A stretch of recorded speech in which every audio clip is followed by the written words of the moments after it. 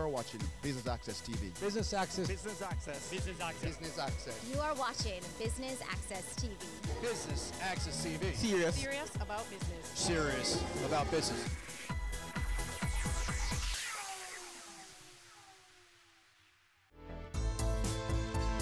Welcome to another corporate events coverage, and this time around, BATV is on location at the Bank of Jamaica Auditorium, ready to bring you highlights from day one of the two-day conference dubbed A Call to Action, Driving Financial Inclusion with Digital Payments. I'm Javon Keys, and I'll be your host. Stay with us.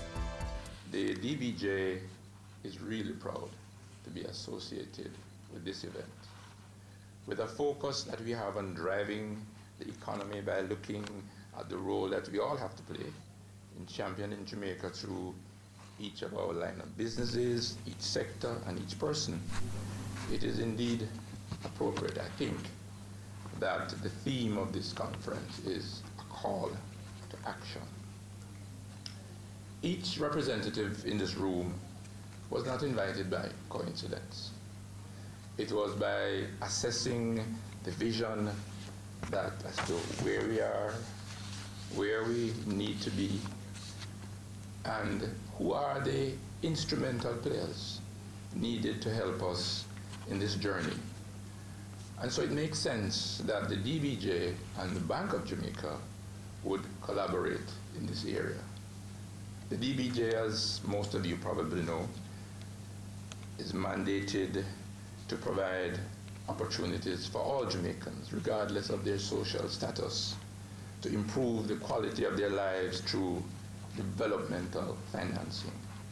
The Bank of Jamaica is responsible for creating and managing the monetary policy that affects every Jamaican and every financial institution in the country. Therefore, coming together to hold a conference on financial inclusion and digital payments we see as a logical development of our relationship with the BOJ. But why is financial inclusion so important and digital payments that it merits a two-day conference? I believe it is important because when you look at the world's poor, including many Jamaicans, they live and work in what is known as the informal economy. Yet even though they have very little money, they still manage to save, borrow, and meet their day-to-day expenses. However, without access to the formal financial system that allows savings account, debit card, insurances, lines of credit, they rely instead on informal means of managing money. And these include, as we all know, family, friends, cash on hand, pawnbrokers, money lenders, or simply keeping it under the mattress. But, as we all know, these choices are almost always inefficient, risky, and expensive. And therefore we encourage those who are regarded as the unbanked to become a part of the formal financial system, as it will provide benefits to the individual as well as on a national level. Simply put, we become part of something that is so much bigger. My presentation this morning focused on financial inclusion, which really, and in particular, how do we get that significant section of our economy that is unbanked into the formal financial system. A significant part of our economy, of the persons who contribute to our economy, are still in the informal sector. We need to get them into the formal sector so they can access the benefits that would come with being a part of the formal financial system. So our role really is to encourage them, to educate them, to show them the benefits that can be derived from being a part of the formal sector.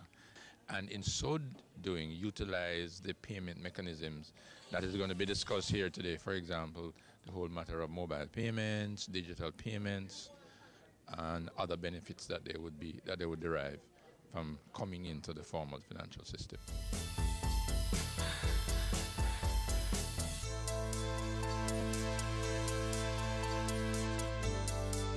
we are convinced that through this conference we can begin to build awareness and continue the conversation about the issues and challenges that must be resolved as we strive to develop and provide payment products and services to satisfy the needs of the average Jamaican consumer. We also see the need for tailored financial literacy programs that are integral to Jamaica's transition to the status of a digital economy. Over the next 2 days, we will engage in vibrant discussions on how innovations in electronic retail payments can impact Jamaica's development and how regulation can foster innovation. We will take an in-depth look at the risks and opportunities associated with digital payments and, most importantly, discuss how public-private partnerships can create a sustainable ERPS ecosystem. We will hear from our authorized ERPS issuers their experience with electronic retail payments. We will also hear from a micro entrepreneur on how electronic payments can help to grow his business. It is anticipated that arising from these discussions, we will all have a renewed commitment to the development of the ecosystem to promote the use of digital products and to unlock the potential economic benefits associated with increased digitization of the economy. Ladies and gentlemen, I declare the conference open and with the wish that our deliberations will be fruitful. Thank you very much. Driving financial inclusion through digital payments, that's what we're about today. The idea is to bring the regulators, the facilitators, along with some of the business partners into the discussion. And coming out of the dialogue today, hopefully we'll have a clear idea as to some of the challenges that are being faced by the various stakeholders. And we here at the Bank of Jamaica, we're about fashioning regulatory strategies to enable business, enable the growth and development of the financial sector. And we think that through engagement of our stakeholders, we will get certain insights which will assist us in discharging our responsibilities as a higher level of effectiveness. Well, the second day is going to be a little more of the same, but looking at perspectives of different stakeholder groups. Tomorrow what we want to do is pay a little bit more attention to some of the options, the opportunities that are available as we seek to unlock the growth potential in the sector. I think the major challenge that we face is designing products and services that satisfy the needs of the average consumer. And I think that has to be an area of focus for us. I'm not convinced that the taxi operator, for example, has the products and services that he needs to be more efficient and to reduce his cost. I'm not convinced. And I think that there are opportunities for us to, better serve the needs of consumers such as the taxi operator. And I'm hoping that coming out of the discussions over the next 2 days, that we'll be exploring those, issues. And on that note, we go to a break. Stay with us. Much more after this.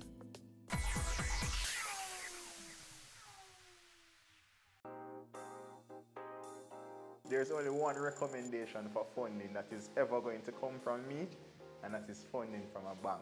This is the cost to build, and it includes every nail and screw for the building. Our motto is building communities, building a nation. Get in the know with the world of real estate with Business Access TV's Home Sweet Home, Sundays at 4:30 p.m.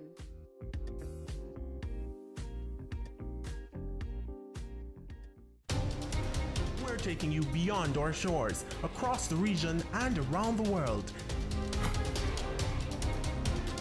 Every week, BATV gives you in-depth reporting on the major stories that gripped headlines in the Caribbean and on the international scene. Join us Sundays for This Week Abroad. Business Access TV, serious about business at home and abroad.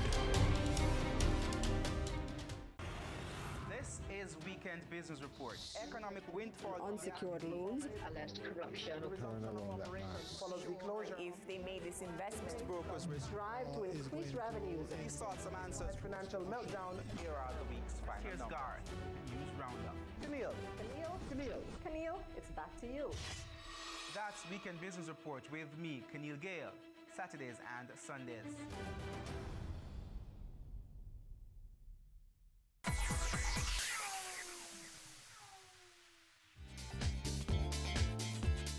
Welcome back and thanks for staying with us. Now let's join our presenter on stage. The strategy of mobile payments, we think, is a win-win for financial inclusion. And let me explain a little bit this. If there is a country that goes directly to mobile payments without having gone through the previous stages of digital finance or buying through the internet, through traditional landlines, through the internet providers in general, we see internationally that the improvements go 10 times faster. So digital payments, mobile payments have two interesting notions for consumers. One, that they provide payments in real time. Second, that are cheaper. What's there not to like, right? And what do we think is a win-win strategy for the different actors? First, for the unbanked, of course. If you do not have a banking account, and I've heard that roughly in Jamaica maybe it can be around 80% of the population, 70, 80%. But nevertheless, almost 100% have a mobile phone. So that brings opportunities, right? They will see that by starting paying over the phone, they are building a data, and they exist in the virtual economy of financial transactions. So they can be later provided with some insurance or offered some small credit line to buy electronically. And that's what happened precisely in China, where the e-commerce has brought all these payments. It's a win-win strategy for digital financial providers. And we saw that we are not talking about the traditional ones, the banks, but also new active players that now they can be interested, like fintech companies, startups, e-commerce, internet providers, to finance and to bank this new market share that represents almost 80% here. For the public sector, because they can use it also to different things. I mean, people can use it to pay taxes. The public sector can use it to provide benefits, welfare benefits through the digital accounts, and to other ends. So Bill Gates already said in 1995, we need banking, not banks. Interesting. That's what's happening now. Banking is not a monopoly of the banks. It's a much bigger concept now. So we've seen in the recent years that this has been very true, because we've seen the fintech activities. So the advancement of technology and the open platforms has made possible that new players come to offer financial services. Banking is it's a concept that is changing. So banks are working from traditional banking to digital banks and other actors that are coming. Bill Gates said in 1995, we need banking, not banks, and this is becoming very true. I mean, we see a lot of financial disintermediation and fintechs, big techs, internet giants getting into the financial sector. That's from observance to what's going on in China, in India, and in other countries. This is a win-win strategy for consumers, for unbanked population, because they see that they can have access to more products. If start doing payments, then they can build transactional data, and this data is embedded into the system, and they can be sold other products. And this is a win-win strategy for the digital financial services providers, because they have access to population that has mobile phones, but they don't have a bank accounts. And finally, this is a win-win strategy for regulators, because they can use these systems also to provide welfare benefits, payments, payrolls, and they can be used to pay taxes. And so So the traditional concept of banking is changing, and if the countries like Jamaica that didn't have a previous digital strategy that includes using landline services, it is well researched that the countries that go mobile first or mobile only, the improvements are 10 times faster, which is good news also. In terms of safety, it's very important to collaborate with the financial inclusion programs. They collaborate with financial literacy. They need to be aware of what are the different methods that they can use, and it's driven also by a good, well, like the Bank of Jamaica is doing and has in their agenda to promote financial literacy, to promote the use of these new ways to conduct business and through the mobile in a safe way for consumers, in the sense that they can avoid fraud, or they cannot be hacked, or they cannot be put at risk. So they need to know better how to do it. But having been said, these are very easy to use ways. So for example, the social media messaging apps like WhatsApp is getting into payments. So what they are trying to do is to be very friendly used, and the consumer is at the center of the product. So you can use your app to pay, to buy cinema tickets, to use for taxes, to pay your taxes, to different things. So they are trying to do it so that it's very user-friendly. We take our final break, but don't go anywhere. We have more highlights for you after this.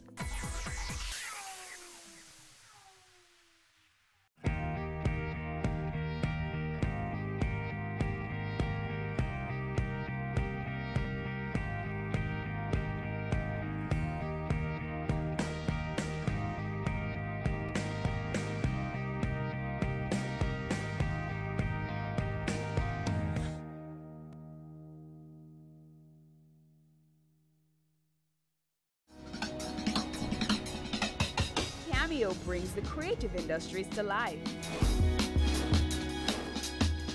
highlighting creatives in different fields each week. Art. My life turns art. I breathe, I eat art. Fashion. Food. Without a customer, we're nothing but four walls. Music. Film. Cameo, only on Business Access TV. Stay current and gain more information on the ever-evolving industry of real estate on Home Sweet Home, Sundays at 4:30 p.m. on Business Access TV. Go for God Family Church. Today's message is for those of you who thought that Jesus was finished. Inspiring messages. I'm here to tell you today that you are excellent. God is excellent. Empowerment from biblical motivation. To be glorified means to endow with authority. A woman is a powerful, creative being. Join Pastor Christopher Morgan and the Go for God team as we go for God.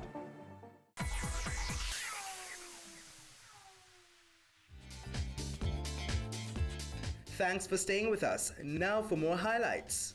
GKMPay really have quite a few functionalities, and I think one of the things I've learned this morning is the use of collaboration, because I can see how easily we can collaborate with SMEs and other persons here. So basically, our functionalities allow us to load remittances to phone, and we must say here that we're one of the only mobile payment solution that can do that. So for instance, you walk into our Western Union location, and you can load the cash that you would now take out of that location onto your phone, right? So the functionality, as you see, is there.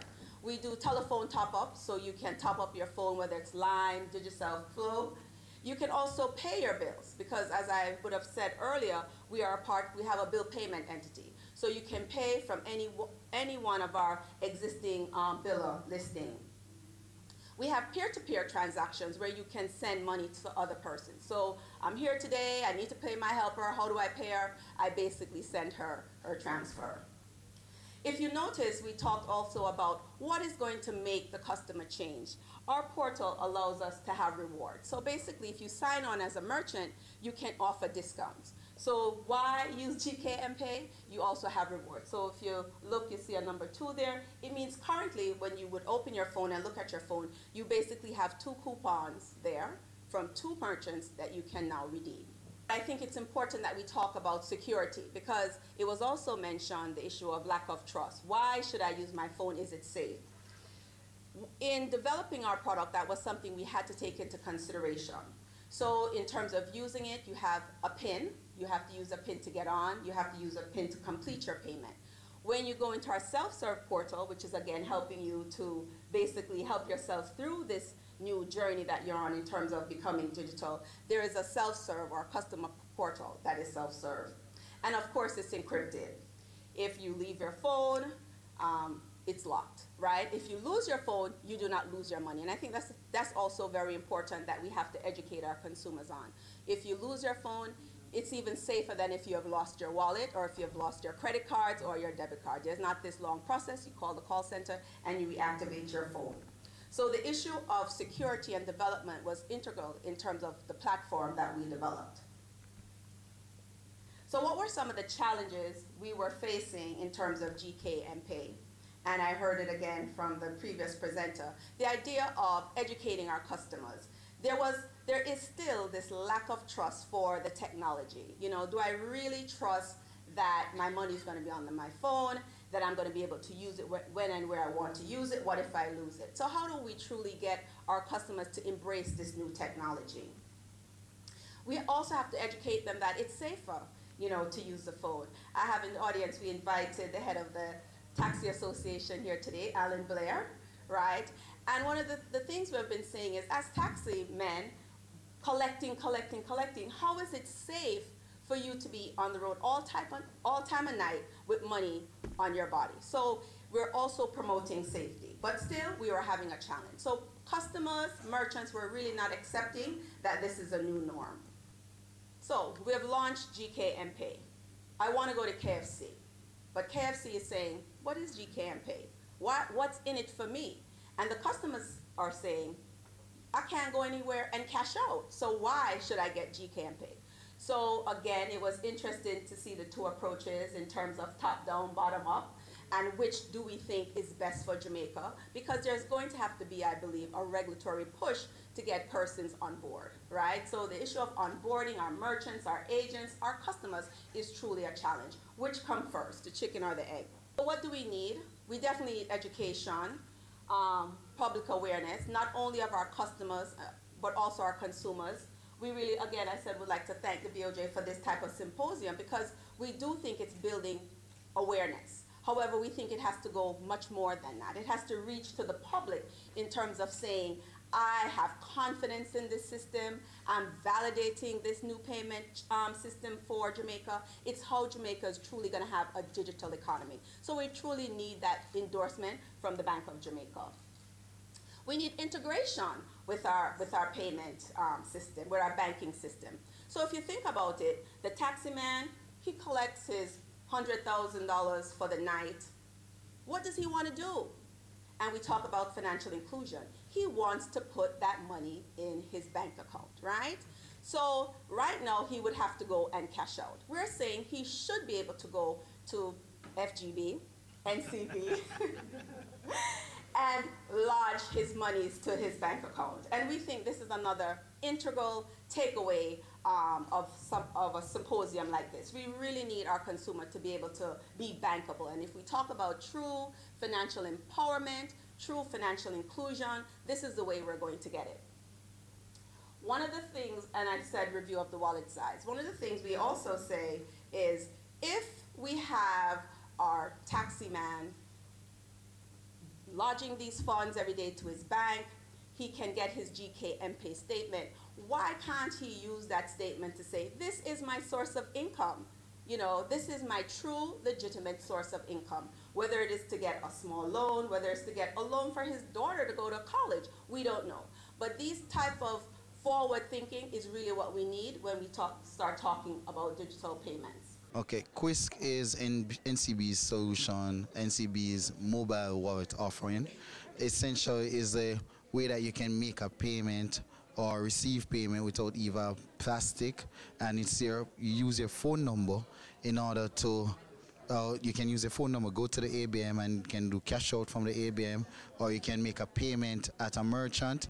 So if you were to go to a merchant and instead of swiping your card or insertion of your card, you enter your 10-digit phone number, then your 6-digit password, and then you can pay for your goods or services. So, and you can also do peer-to-peer transfers. So if we go to, let's say a group of us go to dinner and we go Dutch, we can just transfer all the funds to one person, and then that person can make the payment on the NCB terminal to pay for the dinner. We launched Quisk in 2016, and we've seen increased interest because of a number of changes we've made to the product, and we've made it a little easier as well for customers. So we see where there's been significant increase, and we have a number of quick service restaurants. So we've increased the offering, we've built out the ecosystem, and we continue to build out this ecosystem. So customers are seeing increase in value in NCB Quisk. Just about every merchant who has NCB terminals, you would be able to access Quisk.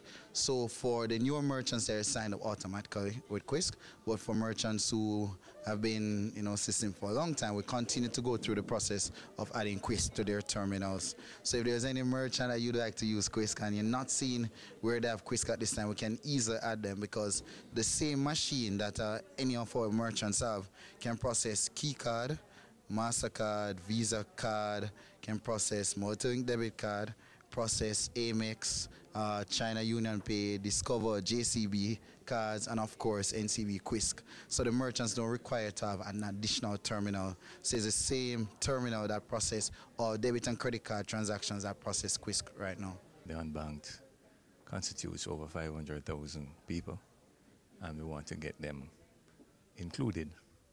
The government's policy of financial inclusion, and that's our aim. Our product is not as, what should I say, invasive as when you go to try and open a bank account. We have the Bank of Jamaica guidelines for the card, which is not as stringent. It's once you collect remittance from abroad, it's the same process. So it's not very difficult, but the difficulty is going to be education. How do you convince people who are not used to a product and what they perceive as a bank product? How do they get access to it? And that's what we're trying to do. We're trying to find ways to make it simple and fast. I think it's very timely, because without financial inclusion, the economy cannot grow. If you have half your population unbanked and doesn't have access to financial services, which means credit, just a regular bank account to do transactions, it's very, very difficult to maximize your potential. We went to a card product as opposed to the mobile wallet. Our products can also use mobile technology, but it's just an educational process, and that's long and hard to convince somebody to put your money on a device like a phone. It's not an easy thing to persuade people to do. They don't have any confidence in it. They have never seen it, and how do you convince them that it is safe and this is going to be a very convenient tool? But over time, I believe Jamaicans are very technology savvy and hungry, and we hope that over time we'll have that. That brings us to the end of part one of our two-part coverage of the Driving Financial Inclusion with Digital Payments Conference. Until next time, I'm Javon Keys. Stay tuned to Business Access TV, serious about business.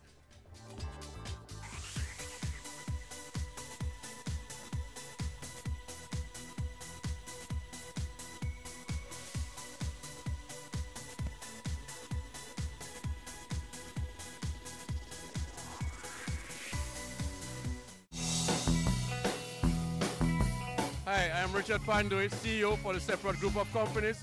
You're watching Business Access TV. We're serious about business.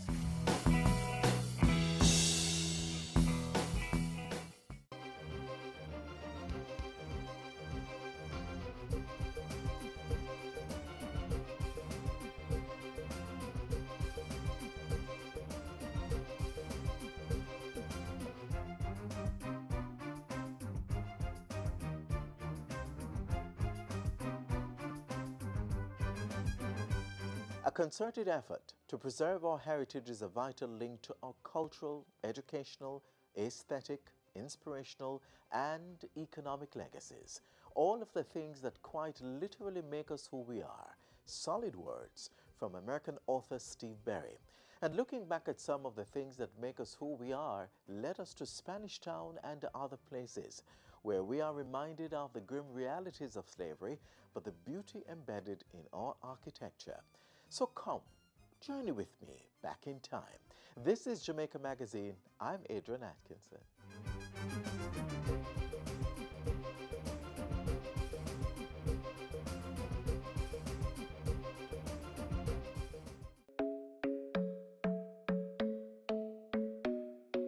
So here are the facts. 7 out of 10 Jamaicans die from a non-communicable disease. Because we love our people and we want them to live better quality lives, we, the Ministry of Health and our partners, are launching Jamaica Moves. Jamaica Moves is a call to action to prevent non-communicable diseases. By educating and encouraging Jamaicans to be active, eat healthy, and start living 30 minutes at a time. Because 30 minutes of physical activity each day, along with proper nutrition, can go a long way. To prevent your risk from developing certain NCDs such as diabetes, high blood pressure, obesity, and certain cancers. And remember, it's life we're promoting. That's why you see me going hard right now. I'm all about living. So help us take this first step towards a healthier Jamaica so you can enjoy more moments, more memories, more life.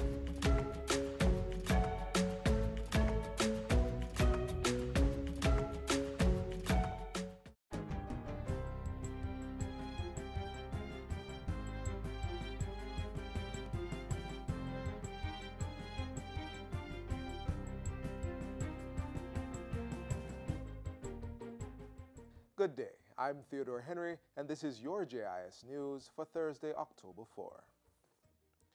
The police yesterday intercepted several illegal rounds of ammunition and guns that were shipped to the island.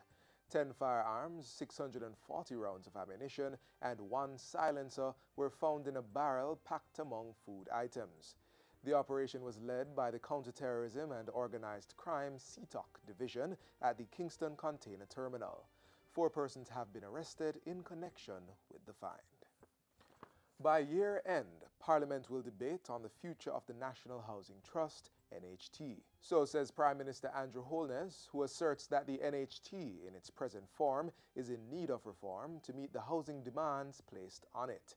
As a result, Mr. Holness says he will table the commissioned NHT Strategic Review report for Parliament to discuss a way forward for the entity. That report has in it many proposals as to how we can reform the NHT so that it can both support the national agenda items, such as the economic programs, but also how to expand its true mandate, which is to increase home ownership in Jamaica. Prime Minister Holness made the announcement Wednesday as he broke ground for the $860 million Maxfield Park housing development in St. Andrew. The project, which sits on 6.14 acres, will house 210 solutions. It's not just getting the better housing solution, but just changing the way in which people live can literally transform and uplift the lives of the people. Prime Minister Holness, meanwhile, announced that the NHT's new housing target is 23,000 housing solutions by the year 2021. Part of that thrust is the fast tracking of the NHT's community renewal program, where 1,000 solutions are expected to be delivered. In Majestic Gardens, there will be 32 units developed. In Mona Commons, there will be 225 units to be developed. In Rasta City, in Tivoli Gardens, there will be 93. In Denham Town, there will be 28. In Juna Crescent, in Clarendon, there will be 70. In Canterbury, in St. James, 76. 100 houses are also to be constructed at St. Paul's Lane in Tower Hill and 131 at White Wing on Olympic Way in St. Andrew. International brand Hard Rock Hotel is to break ground for a 1,100-room resort in St. James. Construction of the hotel is to begin before year-end at Rose Hall in the parish. Minister of Tourism Edmund Bartlett says once completed, the Hard Rock Resort will be the largest single hotel to be built in Jamaica. It will be right beside Iberia Star going west towards the playfield. The project is part of the 7,500 new rooms to be added to the local tourism product within the next 3 years. Mr. Bartlett made the disclosure at the recent launch of the Hospitality and Tourism Management Program at Spot Valley High School. The 2-year program commenced in September and involves 650 students across 32 schools. The first of its kind in the region, the program seeks to build a strong cadre of workers and entrepreneurs in the tourism industry.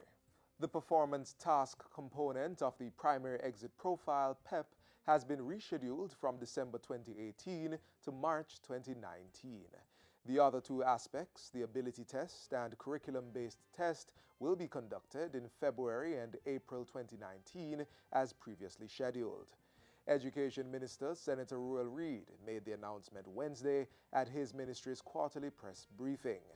He said the changes were based on recommendations from the Jamaica Teachers Association, JTA.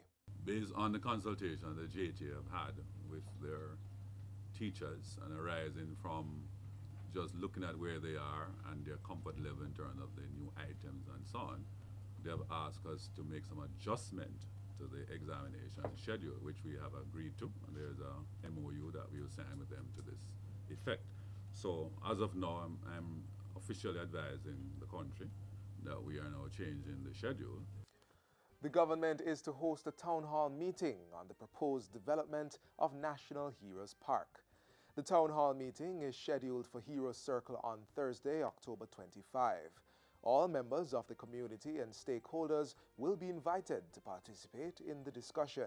Prime Minister Andrew Holness made the announcement during the sitting of the House of Representatives on Tuesday. We will answer their questions and address their concerns.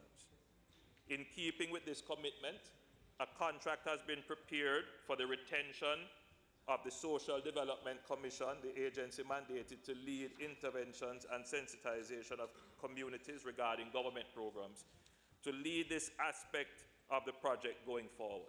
He said the Urban Development Corporation has also initiated consultations with the Member of Parliament and councillors of the Central Kingston constituency and stakeholders such as the Wolmer's Trust, technical and professional persons, and members of the construction industry to seek their input on the way forward.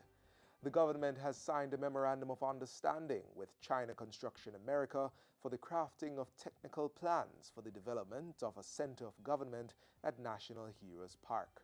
And that's it for JIS News today. I'm Theodore Henry. Thanks for watching.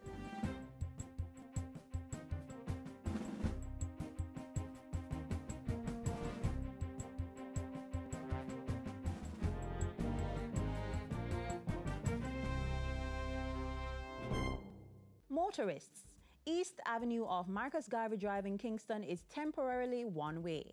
Coming from Marcus Garvey Drive, motorists are only allowed to head north onto East Avenue. Also, motorists are not allowed to turn left from Balmoral Avenue onto Maxfield Avenue. Chisholm Avenue and Oakland Road are also one-way roads going west from Balmoral Avenue. New traffic signals have been installed to indicate the short-term changes to the road network of Kingston. Right across Jamaica, there are buildings that tell the story of our history as a people and a country. We stopped by the Filippo Baptist Church in Spanish Town, where part of the proclamation for the abolition of slavery was read. It was our own national hero, the Right Excellent Sam Sharp, an enslaved man and a freedom fighter who said, "I would rather die upon yonder gallows than live in slavery." That sentiment was also shared by many other slaves. But the fight for freedom and the hope for victory brought liberation to many.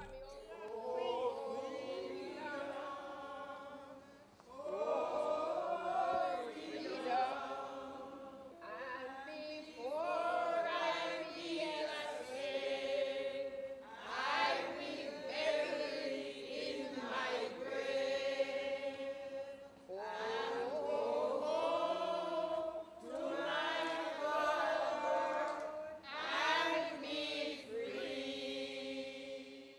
Right here in Jamaica, the movement to end slavery was very active, and landmarks across the island document this part of our history.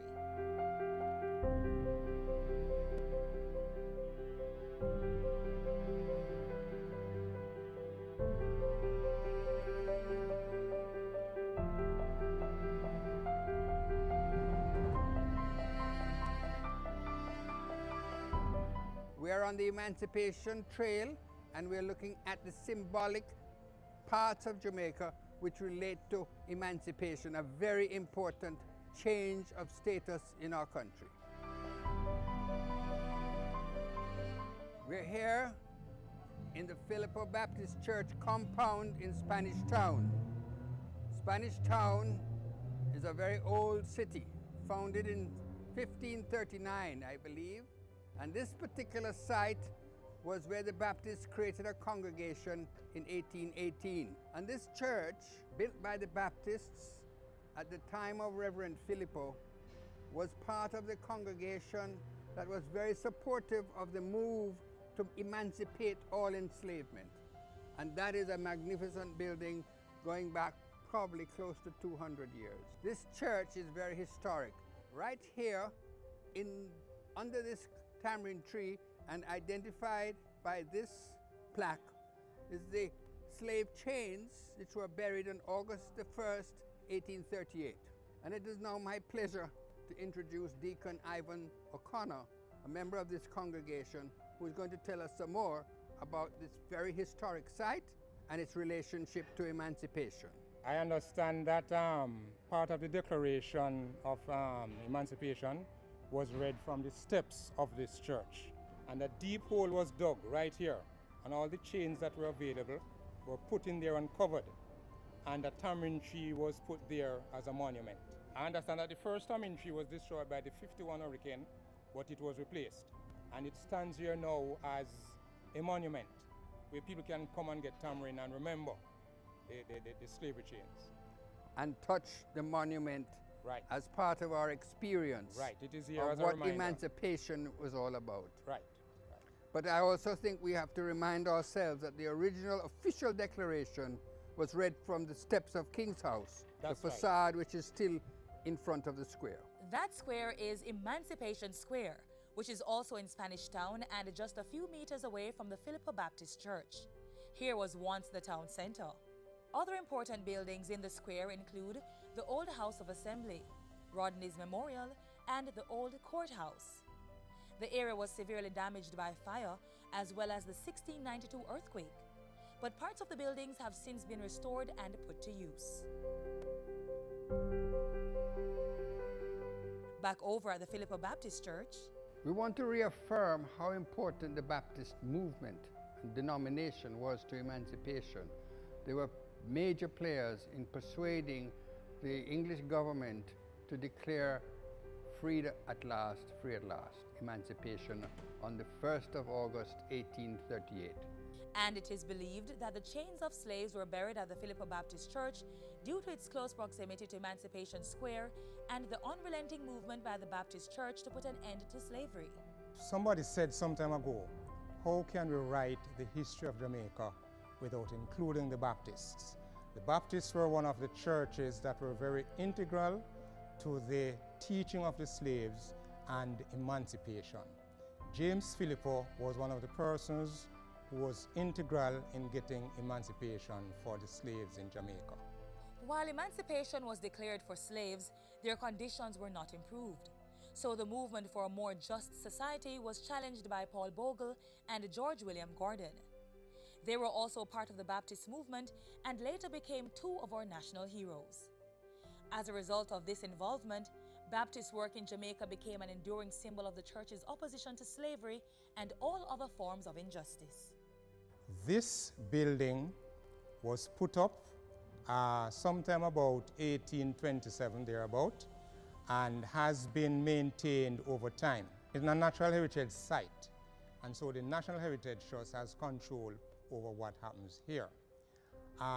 Right after emancipation, James Filippo established free villages like in Sligoville, in parts of Clarendon, and also in, established churches. So this church is steeped in our history in Jamaica.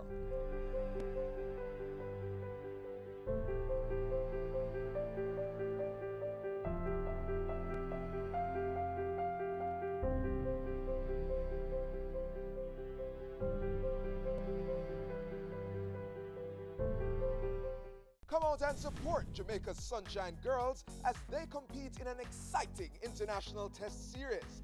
Jamaica will compete in a week of competition against Trinidad and Tobago's Calypso Girls, followed by the England Roses. The countries compete at the National Indoor Sports Centre on Arthur Wint Drive, Kingston 5. Tickets are sold online at ticketpal.com and in limited amount at the venue on match days. Feel the rhythm, catch the vibe with Jamaica's national netball team, the Sunshine Girls.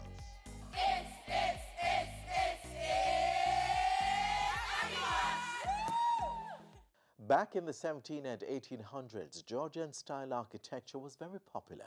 It reflected who we were as a country while under British rule. Let's revisit a few of these landmarks.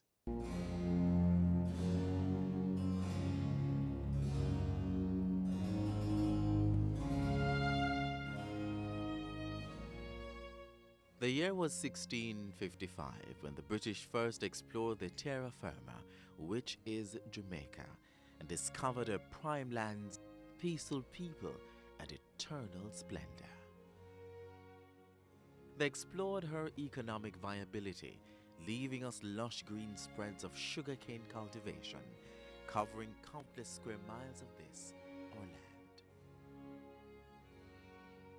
And today standing, many unyielding and unmoved, structures of an inimitable mold and imposing stance.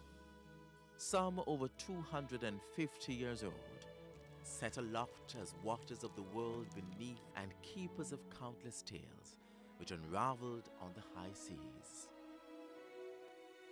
These are Stonewall monuments, enclosing priceless narratives of our heritage, erected under the directives of the British. These are structures of the Georgian ilk, strewn in the highlands and on the roadways of Jamaica.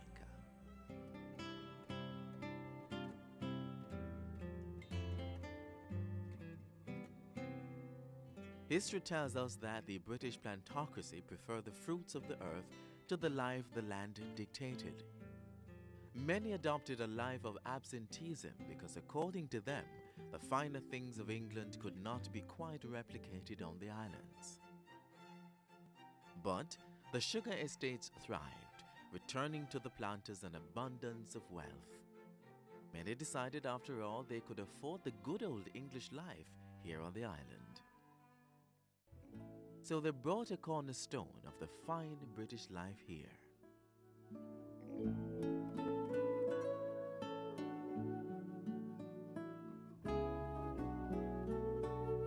The obsession of the English planters with contemporary British taste led to the establishment of a potpourri of Georgian structures on the island between the late 18th and early 19th centuries.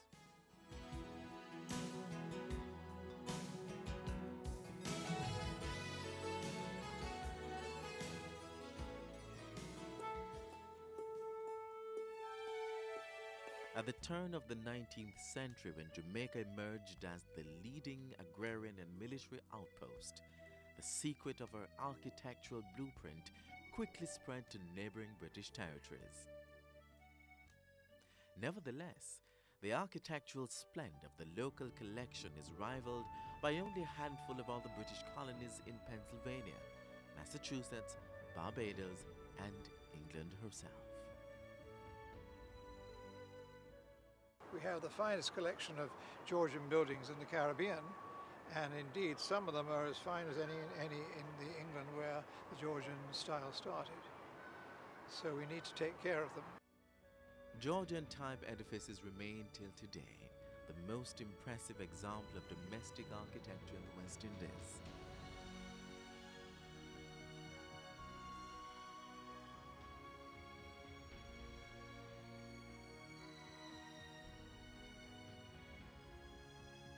Georgian-style architecture became popular in England during the reign of King George IV and his antecedents from 1711 to 1830.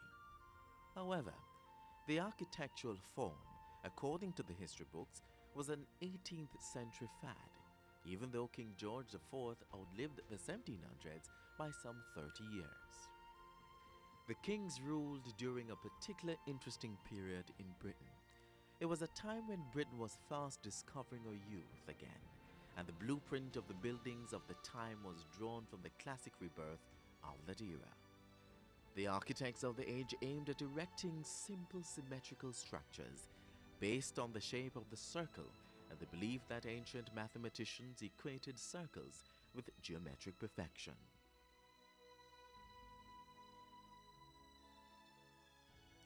The Georgian building is a balanced structure, designed as it were for perfect dissection.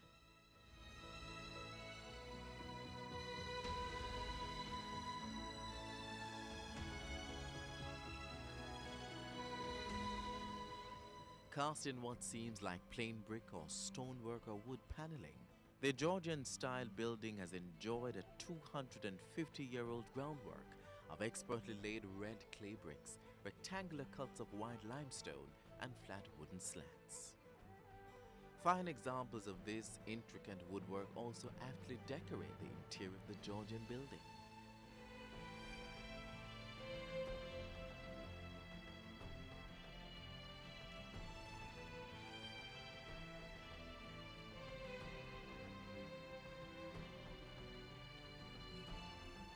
Watching the world outside set grandly in the building's walls are striking multi-glass windows, almost echoing a whispering reminder of the vintage appeal intrinsic in classic Georgian architecture.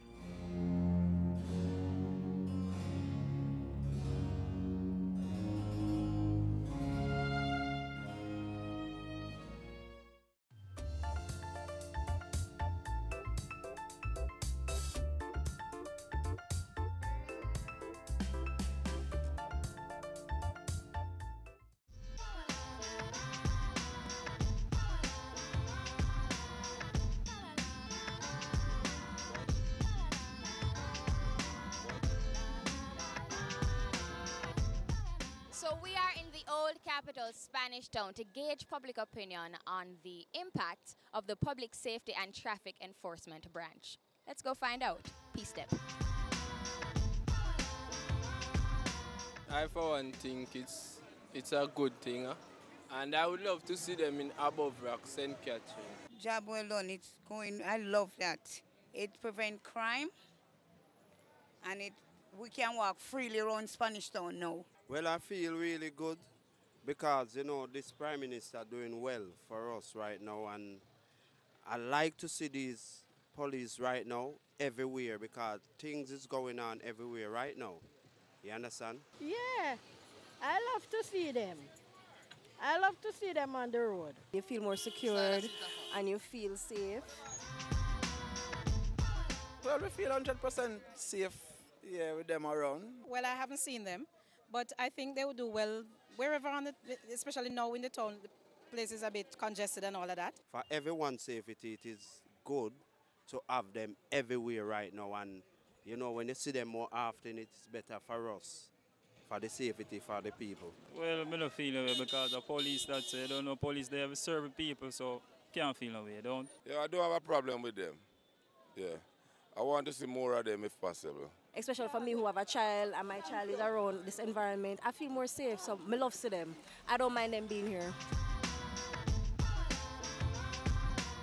Those were some of the opinions of motorists, pedestrians, and other residents of Spanish Town on the Public Safety and Traffic Enforcement Branch. Peace them. I'm Vanessa Silvero.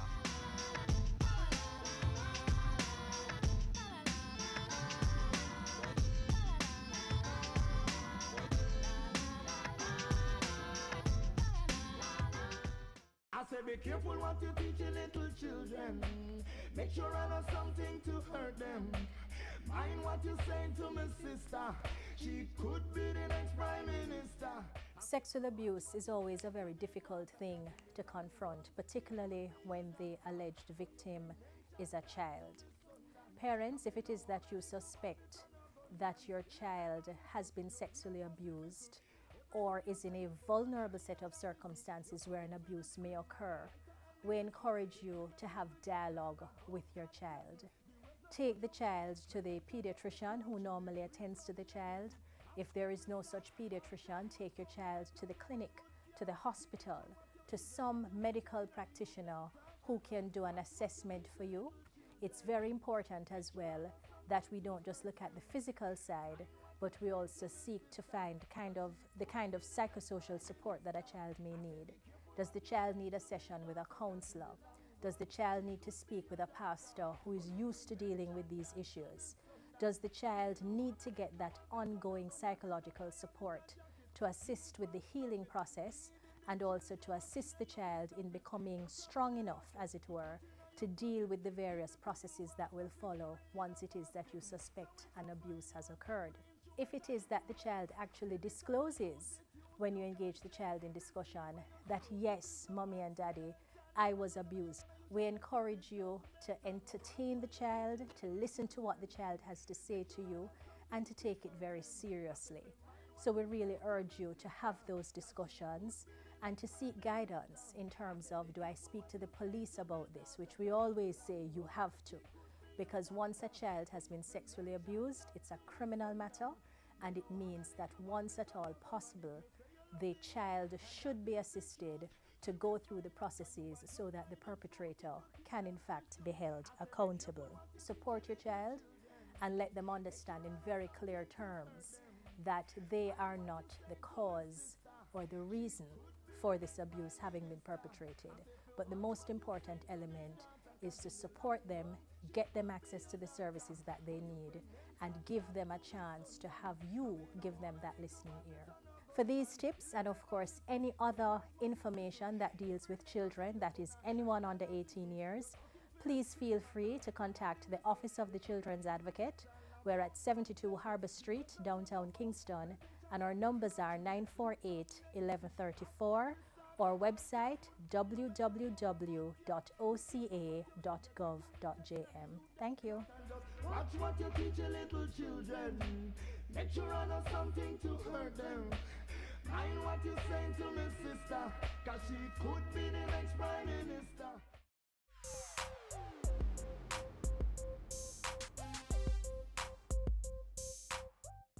As we close today's show, we ask that you stay connected via our website, jis.gov.jm.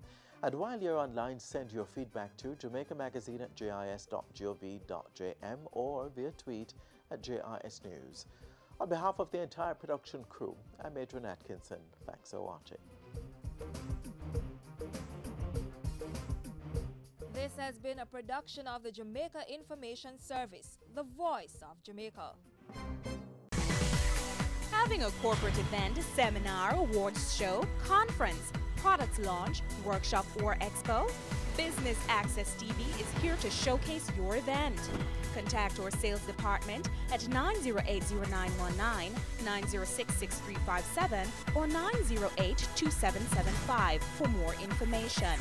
Business Access TV, serious about business.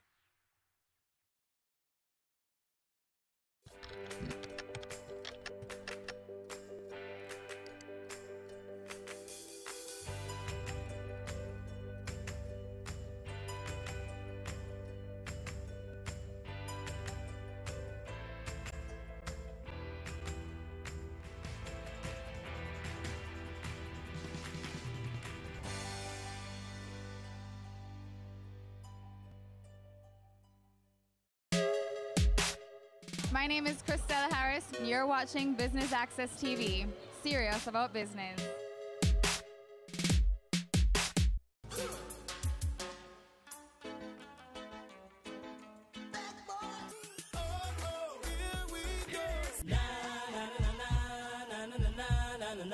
Murder, she wrote. Just give me the line. 1, 2, 3, hit me. Jamaican music is world-renowned, with legends like Bob Marley who have paved the way for today's stars. Is Jamaica really benefiting from its musical prowess? Tune in to Cameo to find out.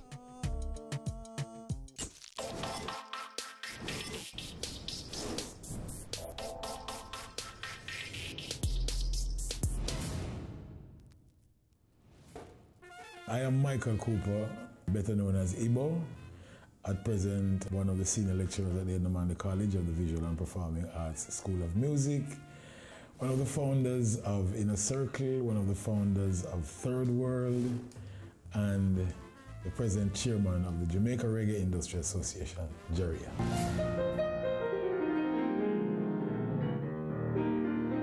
In terms of popular music and jazz, in those days you sort of learned that by ear as you go, playing in bands, listening to the radio, listening to sound system, watching and learning from other people. People like Lenny Hibbert, Sonny Bradshaw, Aubrey Adams, those were valuable people to me in those days. And Adrian Clark, who passed away, a guy from Barbados who was living in Jamaica at the time. You know, you watch them people play and say, wow, I wish, you know. By the time I was in my late teens, I was playing by ear and also reading music. Studied maths and physics at university and then got sidetracked because the muse hit me and I wanted to try composing and arranging and so on. I had been a part of the Inner Circle band at that time. Myself, Prilly Hamilton, Cat Core, we left that group to start Third World. I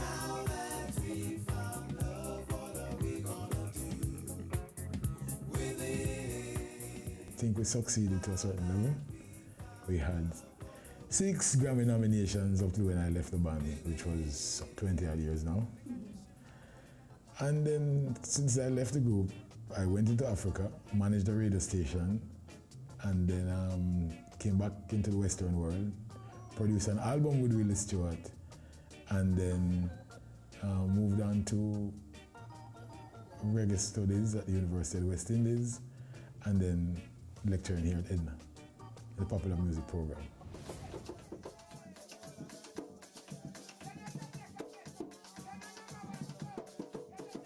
Of course, being a majority African society, you look at what we call African retention. Some people call it folk music, but it's a term that is no longer in vogue. Of course, we have our roots also in Europe, so classical music and the influence of jazz from the United States, the influence of Chinese and Middle Eastern culture and the Indian culture in our music. So we start there, and then we look at some of the innovation that came up, especially in the post-war period. And one of the things that happened is we had a style of music that was popular right around the 20th century, beginning of the 20th century, we call mento. It was often confused with calypso. Mento had influences, of course, in the roots culture of Jamaica, but also people going to Panama, the nearness of Cuba, and so on. Eastern Caribbean, you know, migration, ships, the influences came in. We moved from there to look at how the post-war farm work influenced the music when rhythm and blues was evolving in the United States. And rhythm and blues became very popular with the young people in Jamaica and actually had a very important part to play in the spanning of our recording industry.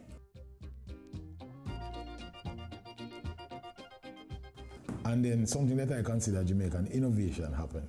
Yes, the equipment was not unique to Jamaica, but the use of it was unique. And we evolved a thing called sound system. Now, I know it's debatable because I'm not saying that amplifiers and turntables weren't happening overseas, but the use of it to keep big dances in what were lawns or halls, right? Creating the days when dance hall was 2 words, right? I still credit it as a Jamaican innovation. It was designed in those days to play mainly the rhythm and blues that was accessible from the United States. However, when the US changed their style to the rock and roll, the Jamaican audience love for rhythm and blues kept us recording our own rhythm and blues here. And 2 of the major pioneers, they were not the only persons, but they rose to be the prominent players, were Coxsone and Duke Reid. You know, sound system owners, record producers, and so they started to produce that sound. And as we moved towards independence, that sound evolved again with the influence of the Jamaican roots music that we described before into a sound that we eventually called ska, and it definitely was not the American R&B anymore. It is a sound for itself. And we have some of those pioneers still alive, Toots Hibbert, Derek Morgan, who could speak to that. I mean, these people are still around, and ska is very popular in the world right now. The sound kind of slowed down. Now, as to why, there is a particular person who takes the credit for it, and he's right now living on Treasure Beach.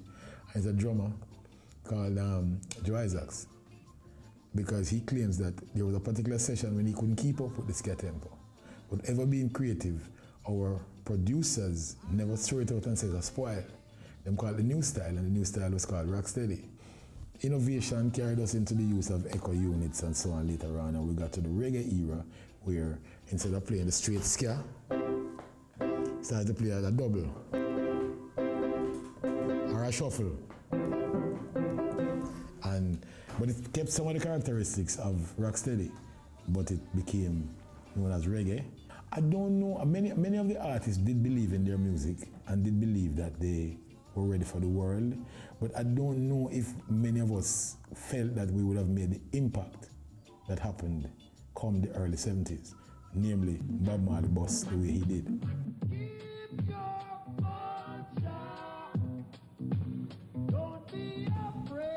I mean, Bob Marley's impact on the world was unprecedented, and I'm not saying we didn't have artists before like the Blues Busters who made international name for themselves, Millie Small and so on. But the Bob Marley career was like a big, was what we expected from like a big major rocker. So, you know, we're gone global now, and then we have a situation where backyard, you have studios like Channel One, producers like Sly and Robbie, Steely and Clevie, run by Jammies, starting to produce another type of sound now, and they using the new technology again, electronic percussions, drum machines, and so on, and creating a style that was also utilizing many of the dancehall selectors as artists. I mean, I know I'm leaving out a lot because of time, and there's much more to cover because each of our artists is a whole book. But we now evolved a style now we call dancehall, and dancehall now becomes one word rather than two. But all along the way, it was music for dancing, so it's always dancehall music as two words, but the style is now called dancehall. Prominent DJs like, you know, Manley Buchanan back in the day. We had King State, Manley Buchanan as big youth. Now we get into a situation where you had Yellowman, and then you get Shabba, and you know, Lady Saw later on, so on, Lady G, Patra, you know, Michigan and Smiley in the early days, you know what I mean? We have to also give credit to a major festival promoted by Synergy back in the day called Reggae Sunsplash. It was the beginning of what is now an international movement again. The big reggae festivals, days of artists doing Jamaican original music from ska to dancehall. That has evolved, you know, a Rebel Salute, you know, have some fest, you know, and of course major festivals abroad like Rototom and Reggae on the River and so on. But we have to remember that Sunsplash started it all. Coming up next. Of course, there was the whole business of publishing. Always been there, you know, your songwriters' rights. Although I will say in the early days in Jamaica, we misunderstood that a lot and it was abused. Having a corporate event, seminar, awards show, conference, products launch, workshop, or expo? Business Access TV is here to showcase your event. Contact our sales department at 908-0919, 906-6357, or 908-2775 for more information. Business Access TV, serious about business. But what can be done differently to improve the industry? Ibo Cooper expounds. Business then, there's a significant difference. Let me start with the music itself. In the pre-computer era, many of the persons composed their song, made up their song, and then went to musicians to get the arrangement done. So you go to an audition with your tune, I can speak to, for example, Cherry O Baby, which is one that me and Inner Circle played. Eric Donaldson came to the festival song audition with his song already prepared, and he would sing it down for you and you find the rhythm, and you know, it's like, oh Cherry, oh baby, you have that ready. Computer era, people started to build rhythms, and then producers would do some things on the rhythm. So people got used to writing to the rhythm. There's nothing wrong with it. I'm not saying one is better than the other. It's just a change in the way. However, one of the things that was affected, I'm not saying it was adverse, I'm just saying it was affected, was the concept of the harmonic structure. Let me give you an example.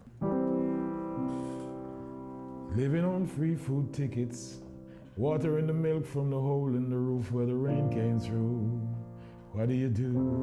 Ooh, tears from your little sister, crying cause she hasn't got a dress without a patch for the party to go. What do you know? She'll get by. Now you see how many cards I'm changing there, right? Okay, what happened in the computer era? I get something like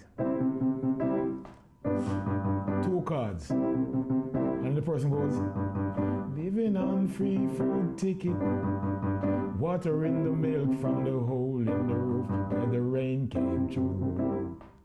What can you do? Oh. So that is musically some of the changes. There are many more that happen. However, business-wise, in the early days of sound system, there was also a thing called a jukebox, which is a music vending machine. And that was a driving force in the music industry at the time. Records were pressed on vinyl, plastic, and you could get, it's a 2-for-1 because you have an A side, which you call the hit side, and a B side, which you call the flip side. And record sales was very important because the jukebox, a popular tune would wear out. After a while, the nail dig it up. So a popular tune would wear out, and so you'd have to replenish your supply. So that's part record sales. All right. Of course, there was the whole business of publishing. Always been there, you know, your songwriters' rights. Although I will say in the early days in Jamaica, we misunderstood that a lot and it was abused. Okay.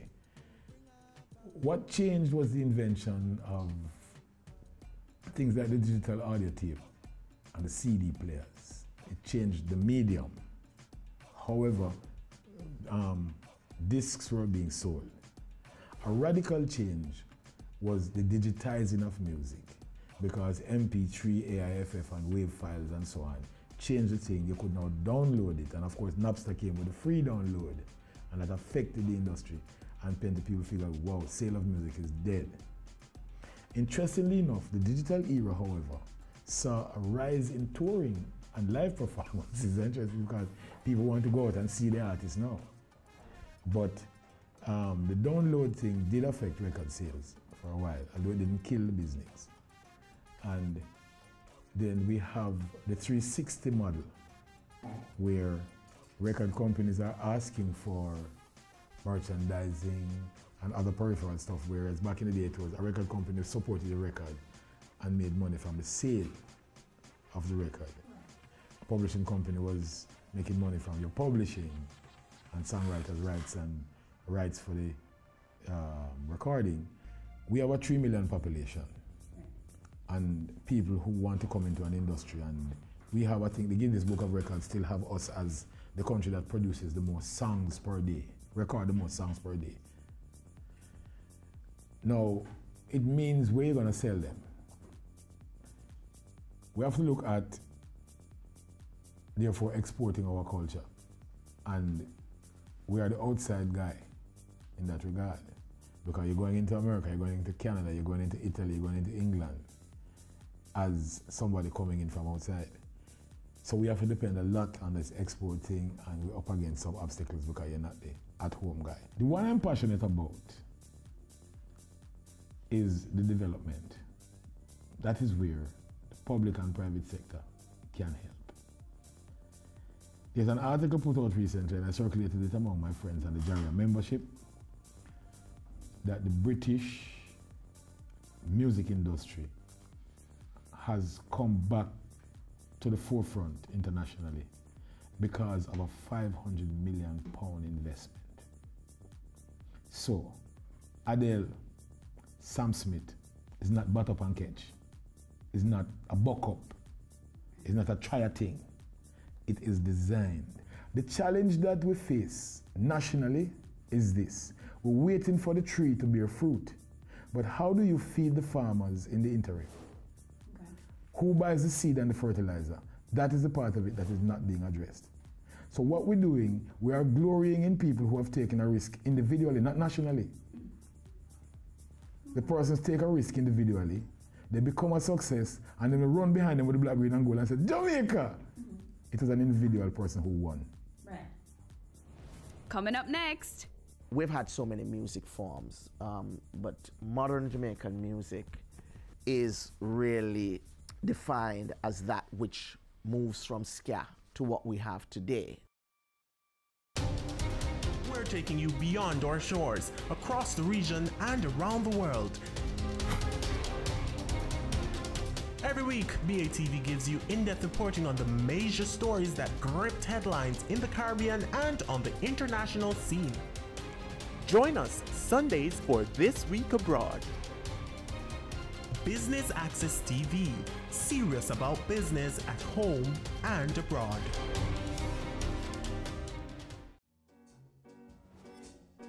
We've had so many music forms, but modern Jamaican music is really defined as that which moves from ska to what we have today. You have many versions of what really took place. Some people trace the recording of the single by Theophilus Beckford called Easy Snapping as really the foundation of ska and modern Jamaican music. There are differences of opinion, but most people tend to cling to that version. And then what happens after that is that we moved into the rocksteady era. You know, that was in the late 60s, you know, maybe about 66, 67. Then we transitioned into the reggae era that was in the late 60s, 68 going on. And then during the 80s, it was the dance hall, you know, with people like Yellow Man and all of these artists, you know. The music became more rhythmically driven and had less emphasis on melody. Clyde Mackenzie was the founding general manager of reggae radio station Irie FM. He later became director at Shockin' Vibes Studio Productions, where he produced recorded music and live events. He was also the co-producer of Beenie Man's Grammy-winning album, Art and Life. The thing about the music business is that it has a number of income streams. There is the live performance aspect, there is the recorded music aspect, there is what you call publishing, in the sense that you earn from the ownership or having interest in a song. There are other aspects, you know, merchandising and different ways that artists are able to exploit their own images. What I will say is that the business model has changed dramatically as a result of the digital revolution.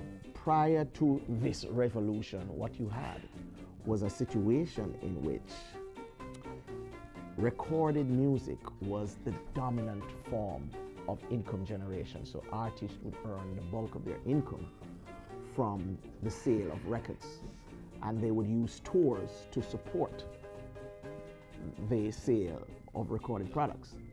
That model has been upended, and now what you find is that it is the recorded products that are now supporting the tours, and the tours are really the most profitable part of that value chain.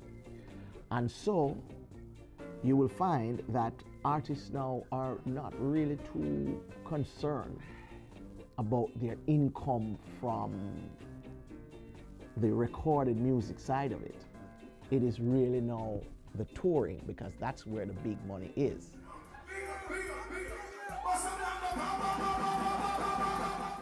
The kind of money that artists used to make and the kind of revenue that producers in Jamaica used to generate,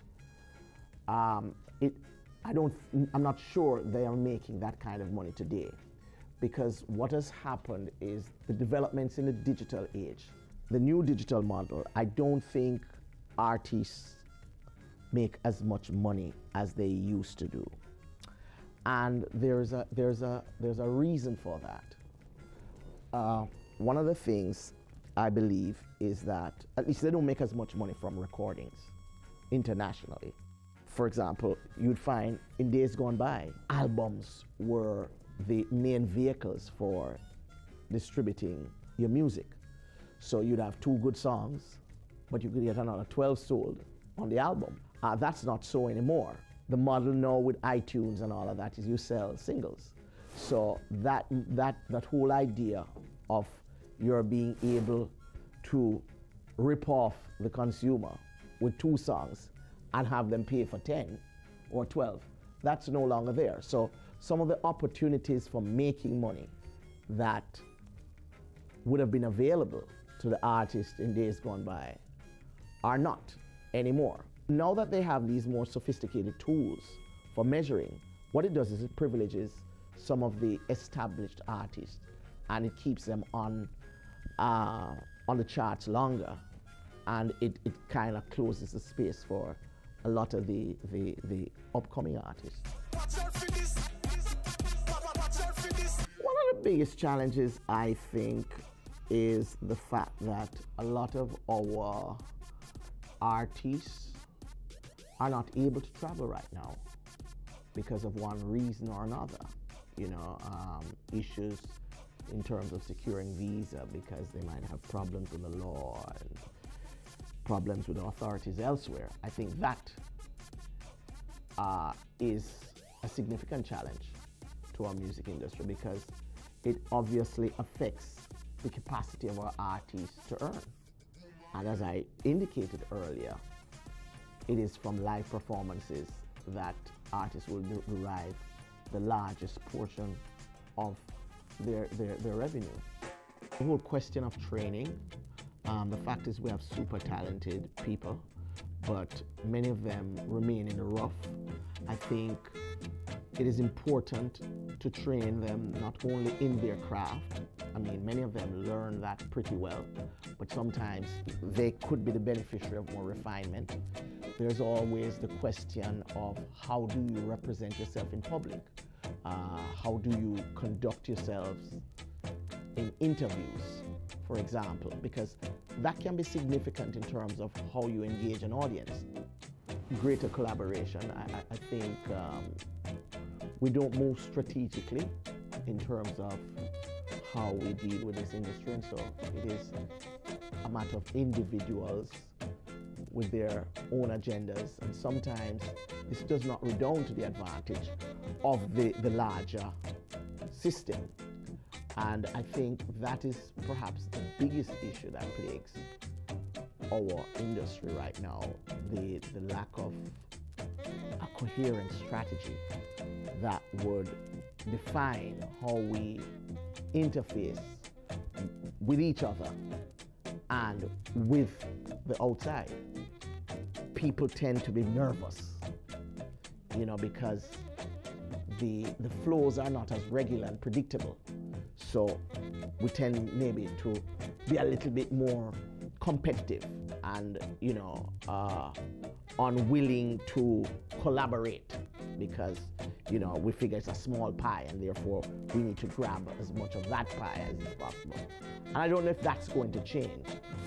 You only need to look and see the transformation of companies like Lime and Digicel, where these were telecoms originally. Now they are media companies. It tells you what technology can do in terms of changing how people do business.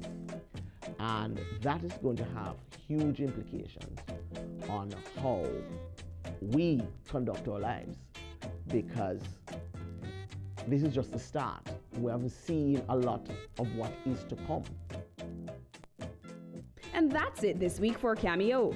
Even in the midst of challenges, our creative industries continue to shine. I've been your host, Amita Prasad Webb. Join us again next time.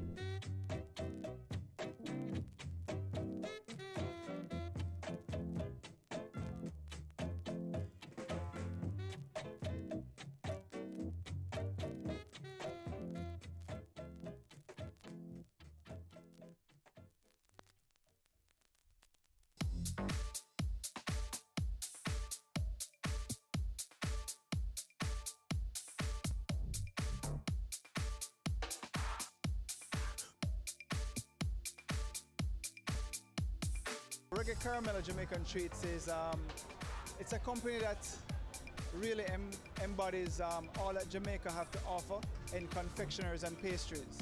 We think that Jamaica has a lot to offer in those areas, but we're loosely all over the place.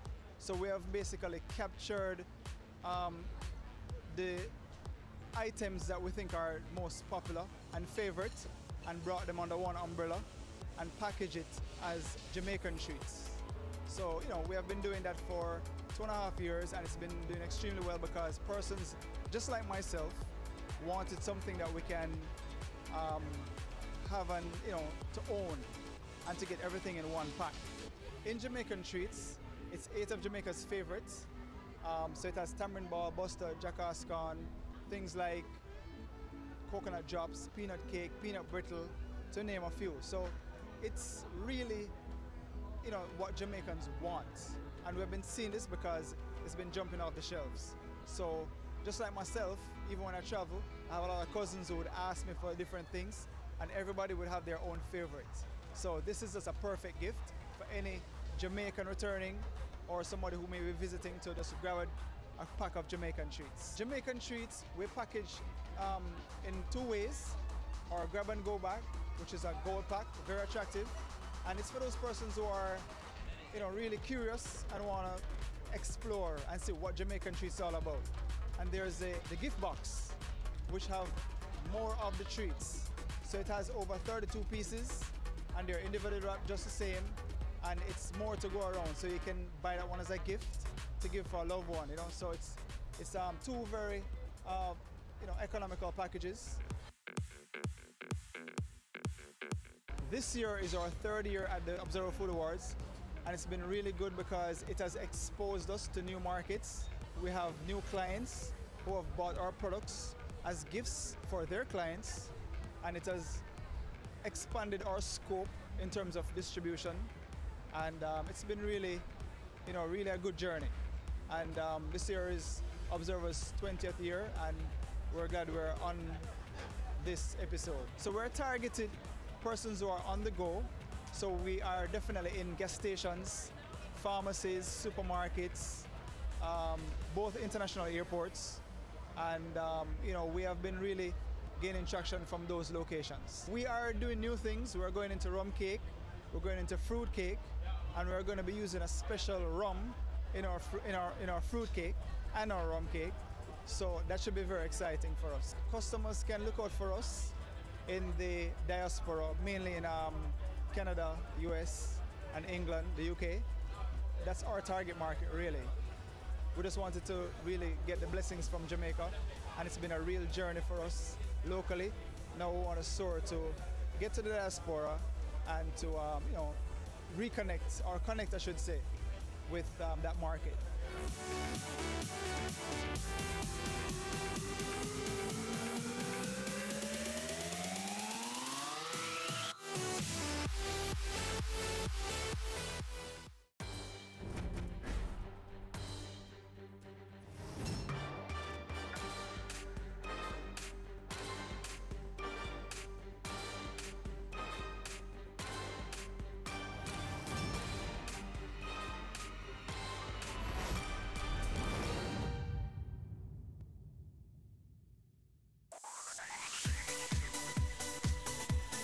You're watching Business Access TV. Business Access. Business Access. Business Access. Business Access. You are watching Business Access TV. Business Access TV. Serious. Serious about business. Serious about business.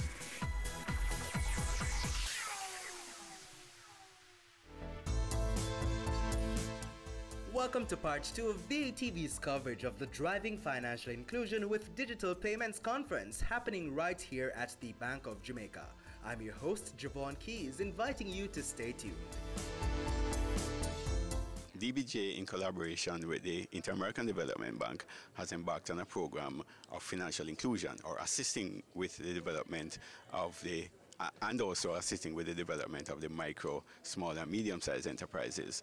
Now, an important part of the conference is to bring awareness to the availability of the relevant technologies that can assist in bringing efficiencies to businesses. So this conference is under the theme electronic retail payments as well as financial inclusion, because we're seeking to bring micro and small businesses into the formal sector and for them to understand how they can utilize digital technology to improve their business operations. We think that the conference is timely because we're at a stage now in the market where there are 3 providers of call it non-traditional services, mobile money services, and one in the form of a prepaid MasterCard. Now, as it relates to mobile money, that particular service has been on the market for about 3 or 4 years, but the adoption of mobile money services has been below par. But mobile money has been used in other areas to move persons into the formal sector and to assist in reducing things like transaction costs for businesses. So we think it is timely now that our MSMEs seek to adopt this technology as they move towards improving business efficiency. As it relates to the presenters, we endeavor to bring presenters who are already in the space, persons who are aware of the technology, and persons who could contribute and help in convincing microfinance organizations as well as other stakeholders of the importance of moving Jamaica in this direction.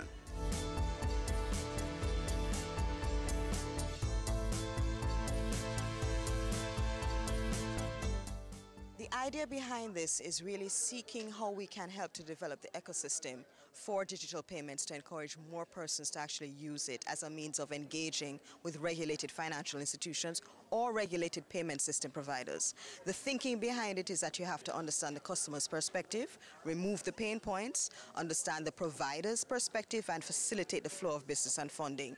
Because this financial inclusion project is part of a broader project to empower Jamaicans to actually engage in the global economy. First of all, I think we need to redefine ourselves.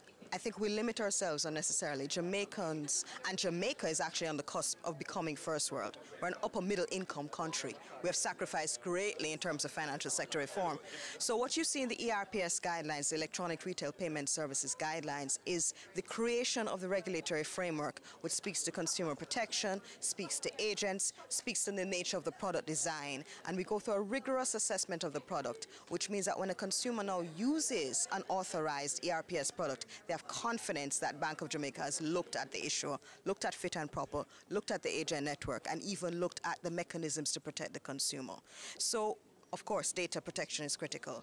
But what also needs to be remembered at each point is that this is a means of facilitating payments. So we have tiered levels because we understand that the transaction volume and the value of each transaction is important to the individual customer. So it's all being done from a customer perspective as well as ensuring you develop the ecosystem. We are about empowering Jamaicans and empowering our financial institutions and providers by bringing them together in a forum where we can speak about the areas that need to be improved upon and addressed.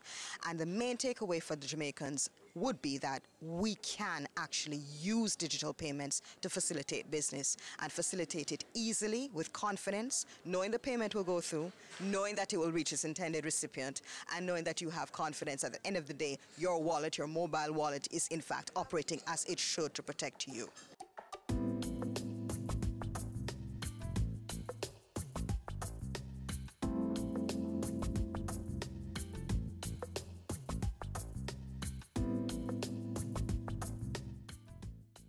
I was presenting on public-private partnerships and how its impact can influence a successful ecosystem for electronic retail payments. The main takeaway points is that the private sector, in assisting the government to achieve national financial inclusion strategy, cannot do it on its own. There has to be a substantial investment by the government itself to advance financial inclusion. This conference is an offshoot of the government's plan, and in this plan it involves the commitment to public and private partnership, which is education of the public on the government's intention to support digital products for the underserved, and hence it's called financial inclusion.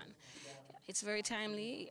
Digital evolution, it's becoming faster and faster, and the sooner Jamaicans are made aware of the opportunities, the sooner the investors, all stakeholders, and the consumers can participate. I personally would not like to see a foreign company come in and provide solutions to our own citizens, which we are capable of doing. So it is incumbent upon us to now start to roll out our strategies. There are 4 authorized issuers, and issuer is the company who will be providing the service. There is Alliance, GK, which does MPay, Quisk, NCB, and previously there was Connect.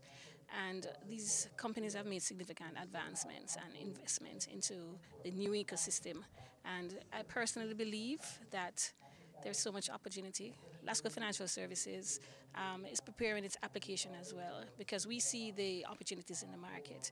But for the state, we believe it is necessary for them to assist us with the public education, because we have to convert. It's going to be a lot to convert new customers who are not fully aware of the opportunities and the entire security features of this digital payment.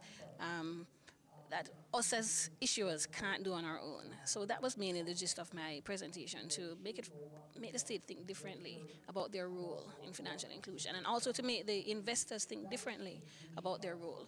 I find that most of the investors are so focused on the payment system, which is the technology, and not thinking about the ecosystem. Now, the ecosystem is necessary to drive success, which is all the merchants involved, all the agents that are involved, and other government stakeholders. So I hope today I was able to give them a different perspective. So far, there's not been any successful business proposition, neither for the customer nor the investors themselves. So I hope I was able to get them to think a little differently today. It's time for a quick break, but stay with us. We have much more after this.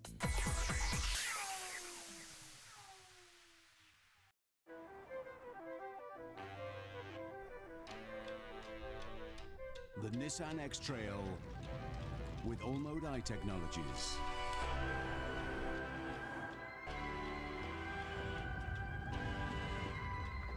No matter what the road throws at you,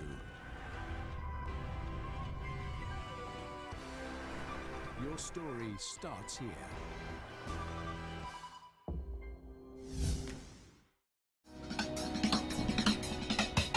Cameo brings the creative industries to life, highlighting creatives in different fields each week. Art. My life surrounds art. I breathe, I eat art. Fashion. Food. Without a customer, we're nothing but 4 walls. Music. Film. Cameo, only on Business Access TV. Have you seen it? It's BATV Live. Live streams of business news weekdays at 7:30 p.m. Stay on point Thursdays at 8 p.m. with our Business Current Affairs show, and Weekend Business Report Saturdays at 7:30 p.m. wherever you are. Log on to our Facebook page at Business Access TV or visit our website at batvja.com. Live and at your fingertips.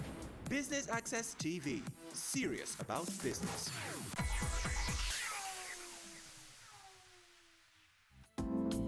Welcome back, and thanks for staying with us. So people earn more as technology get adopted. So that's on the macro side, but then there are overwhelming distributional effect of technology. The high school droppers, their real wage hasn't moved from 1963, from the 60s. So what happened with technology adoption is that those who are able to use those technologies are the one who benefit, because the technology is complementary to high skill. Think about powerful computers. You can do programming. Obviously, you will program faster. You can run your code faster. But if you have robots are substitute to who? Robots are substitute to low-skilled workers. You still need high-skilled people to program those robots.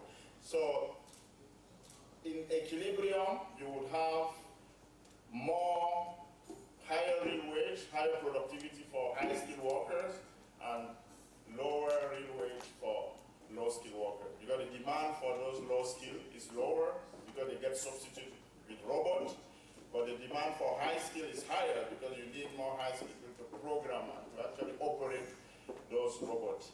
Now, that's a general perspective on technology, but you may wonder, is this time different? Is the digital revolution different from the previous technological change that occurred?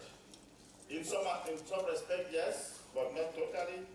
Yes, because this chart shows you the lag in the adoption of technologies. So if you look at earlier technologies in terms of motor engines, they were slow. The adoption of those technologies was slower. So the digital is faster to adopt, maybe because of the nature of the technology itself. But the reality is that the changes that we've seen over the past 50 years, you may have to double that. You'll be thinking about it 50 years ahead because technology diffusion is faster. Now, I do believe that people learn fast. I mean, we saw yesterday in the keynote there was a top-down approach to financial inclusion, which in the case of Jamaica could mean the path benefits are channeled through funds. And as you do that alone, if people are already aware that my path benefit will be coming on my phone, it unlocks that possibility to use funds as device to mobile service and all. So I think there is some scope for top-down in terms of what the policy can do to incentivize those behaviors. In some other countries where the private sector is very large and have a lot of access to credit, they could also engineer, they could facilitate that process. But I think in developing countries there is a scope for maybe for government to kind of fuel the process. I was essentially looking back and to see how technology, what has been the impact on technology, on work, technology on distribution. And the key message there is that technological advancement have generally been associated with higher growth, higher productivity, and higher real wages on aggregate. But they also come with some challenges because when there are new technology, some people get displaced because some new jobs get created as a substitution to some of the old jobs. So usually technology are more skill biased. So those people who have skills are complementary to technology. Like if you need robots, you're essentially substituting low skill jobs. But those people who can operate the robots and program the robots, those are the people who in the first instance fit the most. Now, that could lead to polarization of income. So you may have more inequality because the more skill get more and the low skill get less because they get substituted by the machines, right? So the question there is what can policy do? And this is one of the questions that I was trying to provide an answer to, drawing on some work that has been done at the IMF on technology and the future of work. And essentially, there is a taxation and spending policies that could be adopted. First, to make sure that the unskilled can keep up with technology in terms of upgrading their skills. And number two, how to finance that. Because if the government want to spend more in those areas, there is scope to raise taxes. And when you think about tax, you don't want to tax the income of the person earning more because he may work less. So you don't want distortionary taxes. You want consumption type tax. So in that model, they try to see if taxing consumption to finance more education spending and providing some transfers, how can you redistribute the gain of technological change? So you keep the growth, so you keep the fact, you don't prevent technology from occurring, because one of the nature of the growth and development is that new sectors comes up, some jobs get destroyed, and as long as there is no distortion in the process, you shouldn't prevent the process. And that's what policy can do, you know, in terms of using taxation and spending to make sure that although the aggregate gains of technology are protected, you also take care of the non-so-skilled in terms of upgrading them. We take our final break, but don't go anywhere. We have more highlights for you after this.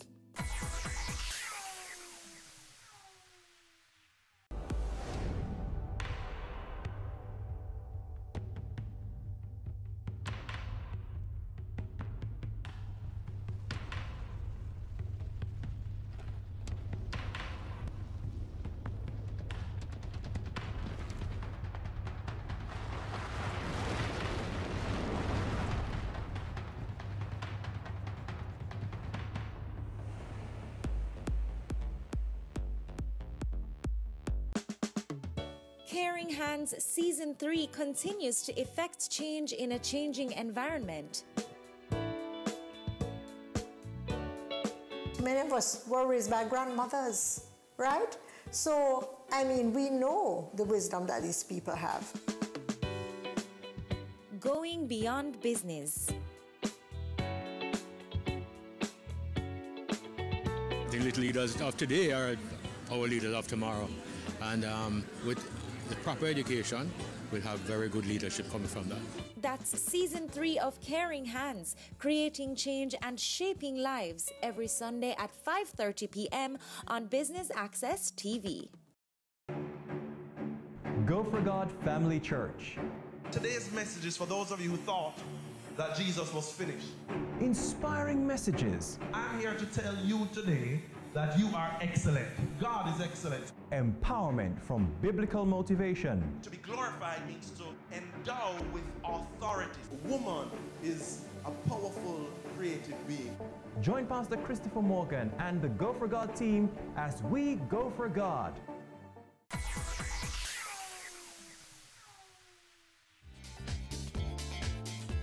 Thanks for staying with us, and if you're just tuning in, we're here at the Driving Financial Inclusion with Digital Payments Conference. Now for more highlights.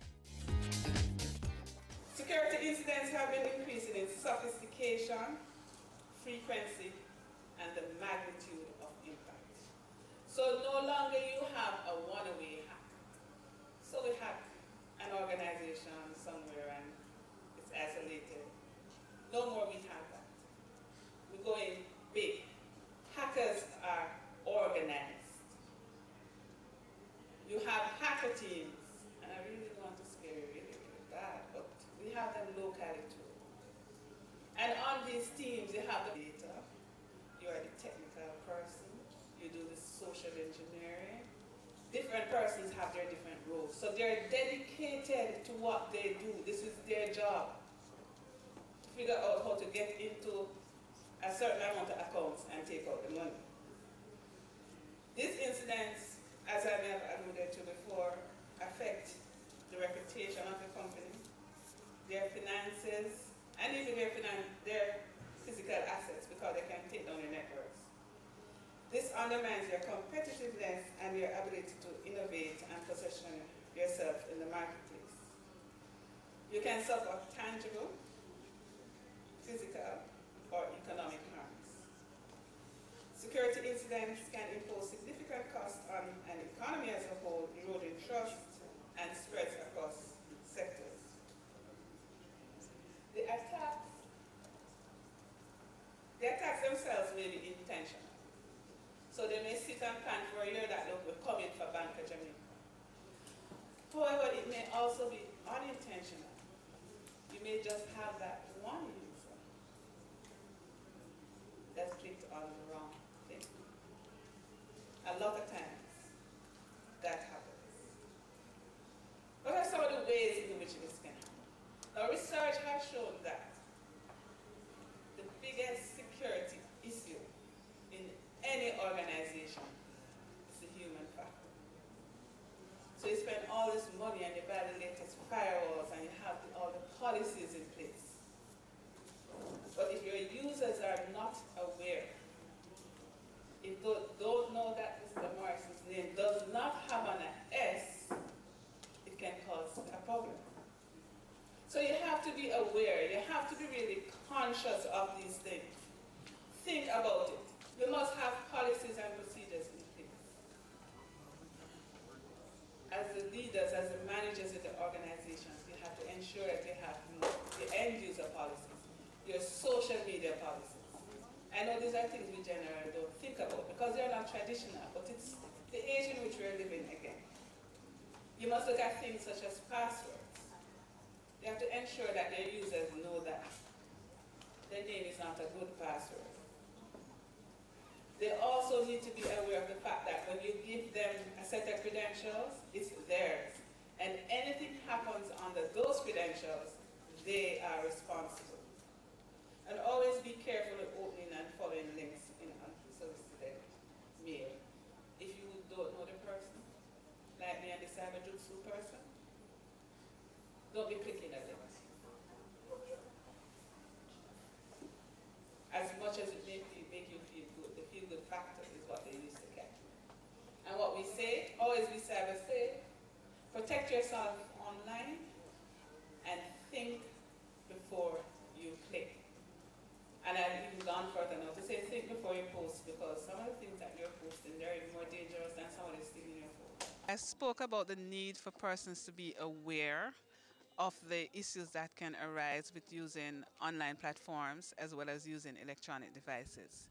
So we want people to know that while there are good uses, and I did speak to some of the uses of social media in marketing and in promoting a business, there are some risks that exist, and I gave some examples as to how to manage those risks. Companies need to do all that is necessary to protect consumers' data.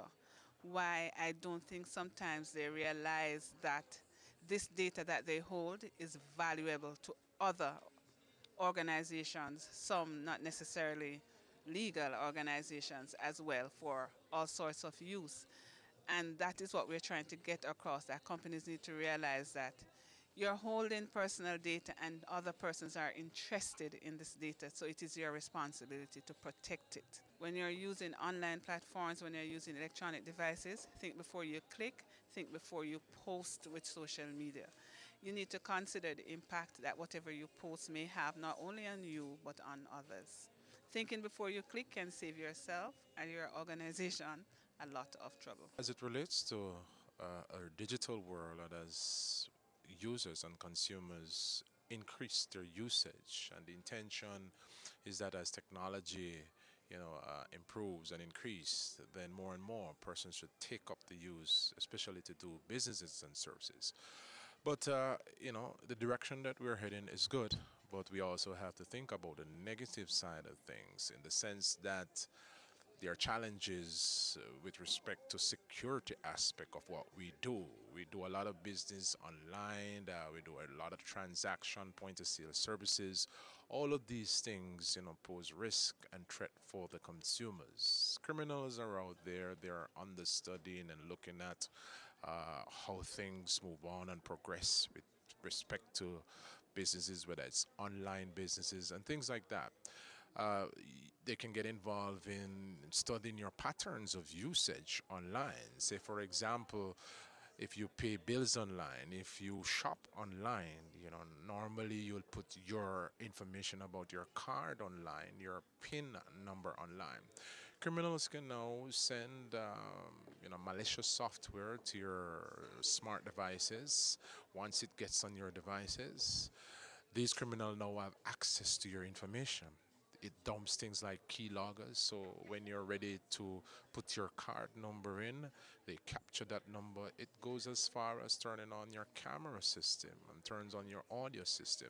Sounds very scary, but indeed it is so. I'm not here to let persons become paranoid, but becomes aware of the possibilities that are out there. Sometimes you go to point of sale to do your transactions. We have to be careful of the persons that are accepting your debit and credit card, because sometimes they work with the criminal underworld. They get things like skimmers, a similar thing to your swipe when you take it to the supermarket or gas station. Swipes. Criminals are now bringing into the country the fake ones, so that cashiers and persons who are accepting these cards, they will have the fake, what we call a skimmer, once you make your payment and you're not paying attention, these persons can swipe these cards, capture the information about your card, recreate your card, or get into your account. So I'd advise shoppers, when you go to the gas station, don't just give your card and turn your back or let the attendant go away with your card. If they're not doing these transactions in your presence, then you should not do business with that kind of business place. So these are some of the things, we just want you to be aware that these are the possibilities, and you have to be vigilant as a user and as a consumer, because the more and more we move into a cashless society, it becomes more challenging for law enforcement to investigate these cases. As I said before, the internet has no borders, and all of these things are connected on a global scale to different servers providing different services. And sometimes you have persons out there that can hide their criminal activity. Say, for example, an IP address. Criminals can now hide their IP address, make it appear that it's coming from a specific server, a proxy server, makes it more difficult for law enforcement to track these criminals. But I want to reassure the Jamaican public that law enforcement and government is doing the best they can at this point, seeing that, digitization and technology drives the economy. We'll have to prepare ourselves to serve and protect consumers as they use technology more. Laws are in place to deal with criminals and to deter their activity. We have the Cybercrime Act of 2015, which is now up for revision. The penalties are stiff. If it's in the lower court, it can be between 3 to 5 years or $3 to $5 million. If it's in the upper court, you can get a maximum of 20 years or $20 million. And these are some of the things we are putting in place to deter criminal activity. Of course, the police department do have a specific unit that deals with the investigation of these types of crimes. Personnel have been trained and have the necessary skill set that can investigate these matters. Another thing is that Jamaica is a part of a global network of investigators and skilled person who can investigate these cases.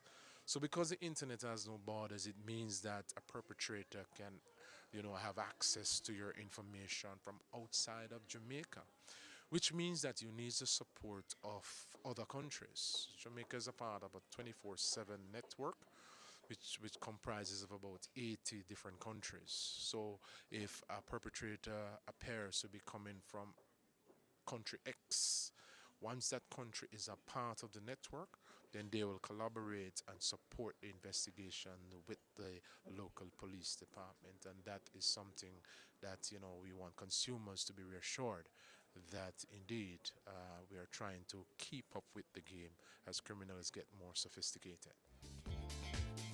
And that brings us to the end of part 2 of our 2-part coverage of the Driving Financial Inclusion with Digital Payments Conference. Until next time, I'm Javon Keys, inviting you to stay tuned to Business Access TV, serious about business.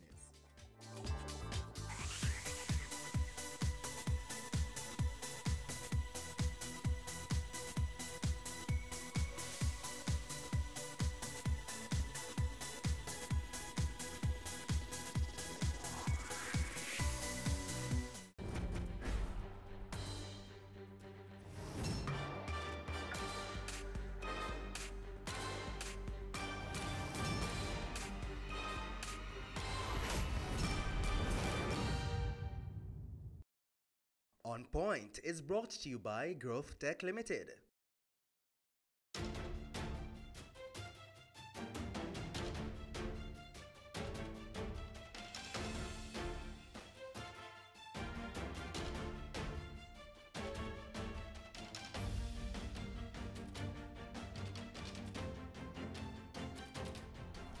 Good evening and welcome to On Point. I'm your host, Kalila Reynolds. And I'm Dennis Chung.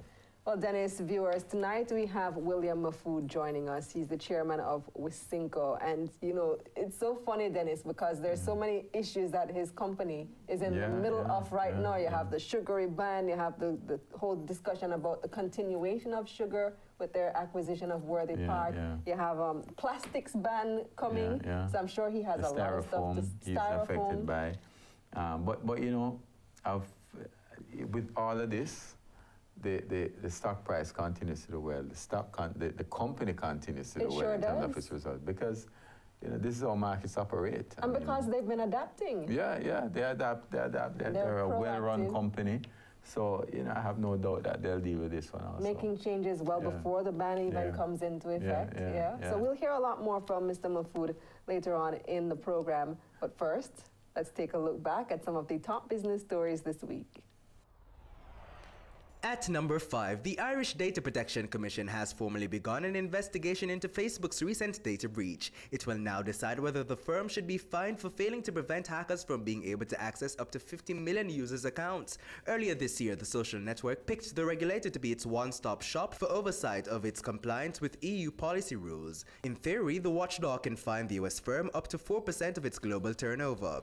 At number 4, the Jamaica Stock Exchange, JSE, is outperforming the world again. That's according to Bloomberg News. The respected financial news outlet says the JSE has had the largest percentage of growth compared to about 90 other index markets around the world. Bloomberg places the JSE amongst the world's best performing equities markets for the last 5 years. At number 3, International Luxury All-Inclusive Palace Resorts has announced plans to design and build a new hotel in St. Anne. Palace Resorts is the operator of Moon Palace Jamaica Grand in Ocho Rios. The new 750-room project would be their second hotel in the parish. It follows their purchase of the rooms on the beach property in Ocho Rios. The $270 million project is expected to create 3,500 jobs. At number 2, the government has met with officials from China Harbour Engineering Company CHEC in light of an ongoing strike by workers on the Mandela Highway project. According to the statement from the Office of the Prime Minister, the government officials at the meeting noted that no formal complaint has been made to the Ministry of Labour about a dispute between the workers and CHEC. CHEC's management says they're complying with industry standards. They say the company will continue its work to ensure that the December deadline is met. And your top business story this week is on growth. The economy grew by 2.2% between April and June of this year compared to the same period last year. That's according to the latest data released by the Statistical Institute of Jamaica Statin. It's even higher than the Planning Institute of Jamaica PIOJ had projected last month. The PIOJ had estimated growth for the quarter would be about 1.8%. It's also a marked improvement over the previous quarter's growth of 1.4%.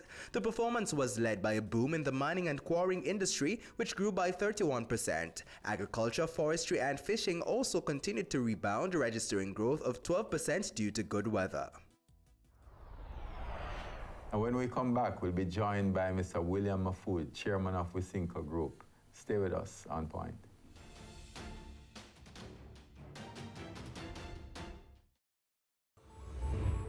Growth Tech is making connectivity like oxygen. Wherever you see the Growth Tech free Wi-Fi, feel free to connect. Watch, connect, and go, allowing you to chat, check, browse, and email securely. So when you're on the go and need to connect with friends, family, or a team member, or just stay updated, look for Growth Tech's free Wi-Fi. Growth Tech, making connectivity like oxygen. Ready for cable for as little as $100? Ready for no monthly cable bill? Ready for 10 TV channels absolutely free? Then pick up a Ready TV box at authorized stores for $4,500. Hook it up to your TV set, then top it up with Ready Credit for 1, 7, or 30 days. Buy now and get $1,000 free Ready Credit and start watching your favorite shows. Pick it up, hook it up, top it up. Ready TV. Prepaid cable TV when you're ready. Now serving Kingston and St. Catherine. Limited time offer while stocks last. Conditions apply. We are back with another exciting, innovative, and inspiring season. It takes a lot of stick-to-itiveness, being consistent and persistent in whatever you're doing. That's the bottom line. Business exists to add value to people's lives. And if we're not doing that, might as well we lock down the store and just call it a day. It's a season 3 of Creating Wealth. Mondays at 8 p.m. on Business Access TV.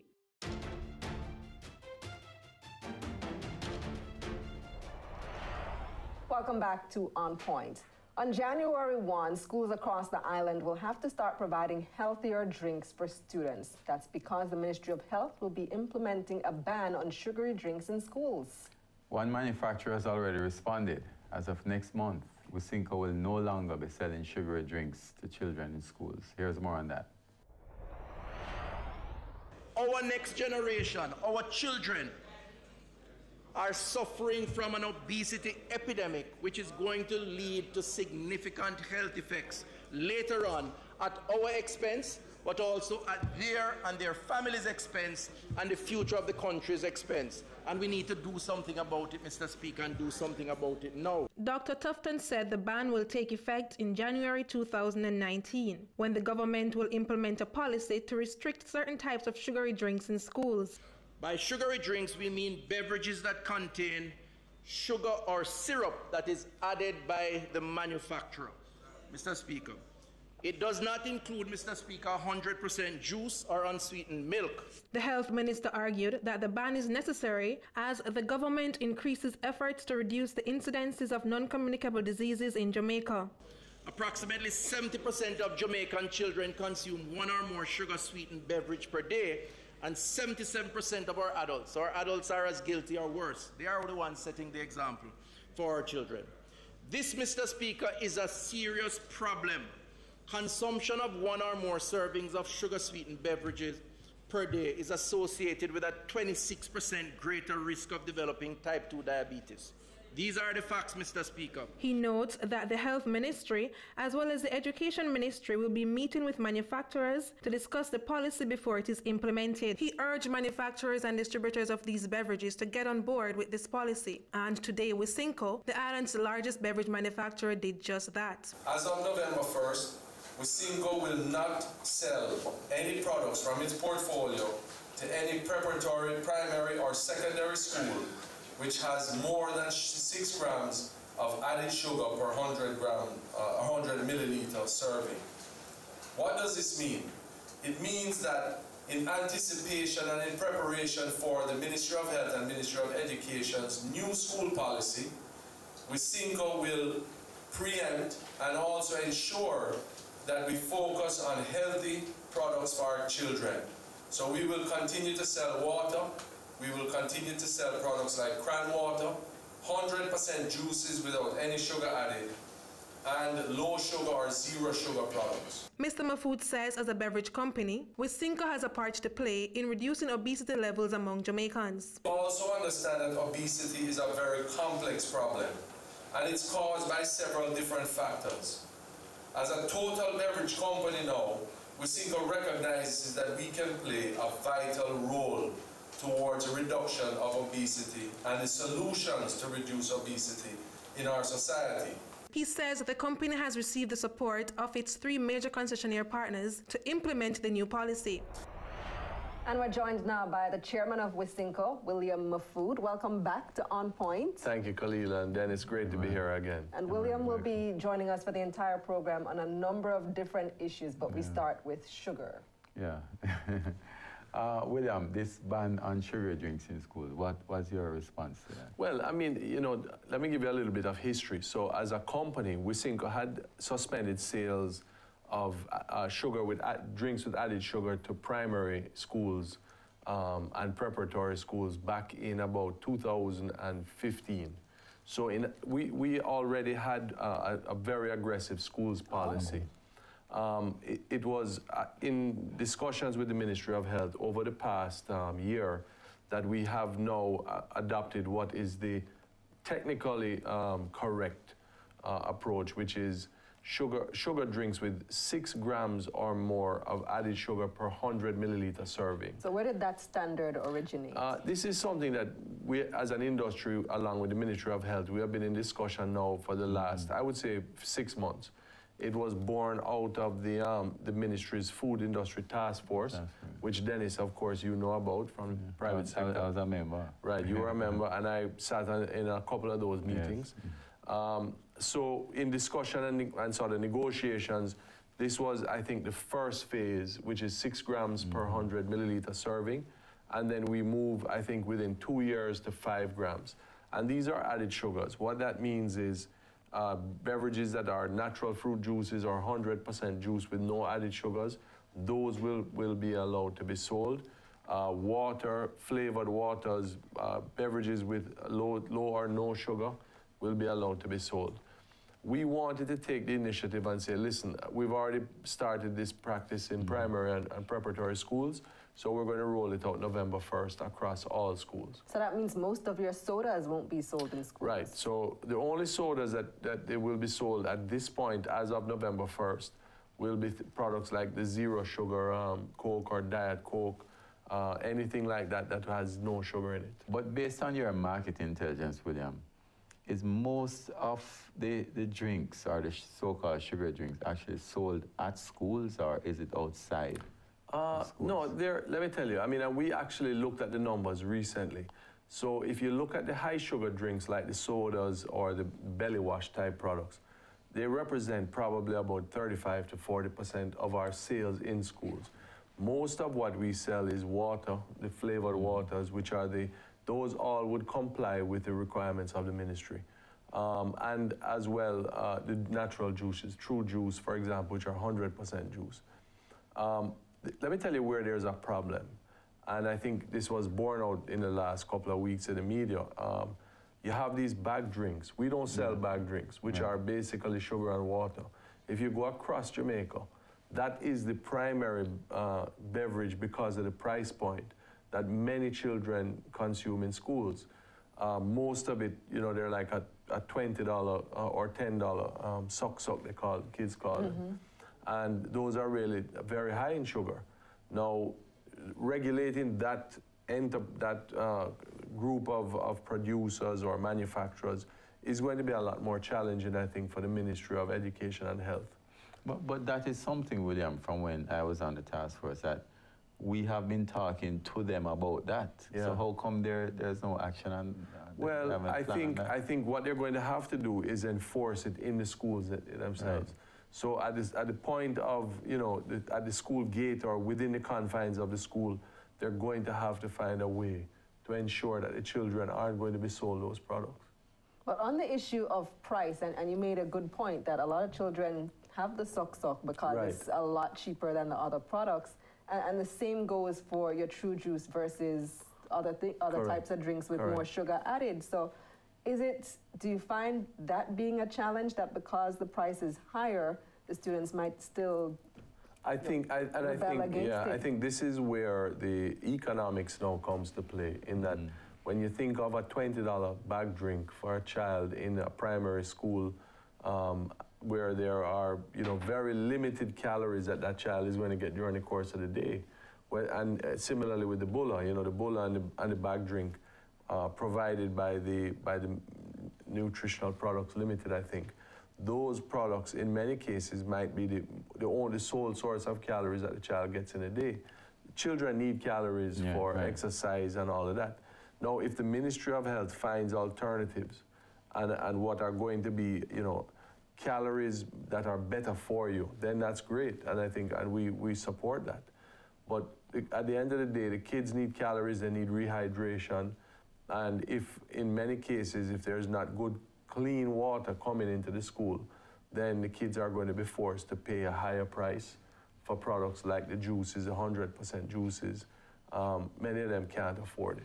And that's a very important point with them, because it's a discussion I was having the other day with someone, that people who can't afford to buy the good calorie intake they need, children actually burn off a lot of those things that they consume because of the sports and all of that. So today's children who are obsessed with their devices? Well, they burn off more than us, right? But the point is, they metabolize it fast, right? For sure. Well, that's true. How are there any plans to replace that sort of thing? Well, listen, I mean, that really is the Ministry of Health and Ministry of Education. And, you know, the truth is, I've even said, you know, sort of tongue-in-cheek to the Minister of Health, that if you look at the impact of cellular phones and video games and technology on students and young people, I think that actually has more to do with the increases in obesity and childhood obesity. Because as kids, when we were growing up and we didn't have cell phones, we were outside playing box ball and cricket and all sorts of physical activities. And we drank all of those things. So I think what we need to do is, we support the minister's Jamaica Moves campaign. I think it's a great initiative. We need more focus on education around active lifestyle for young people.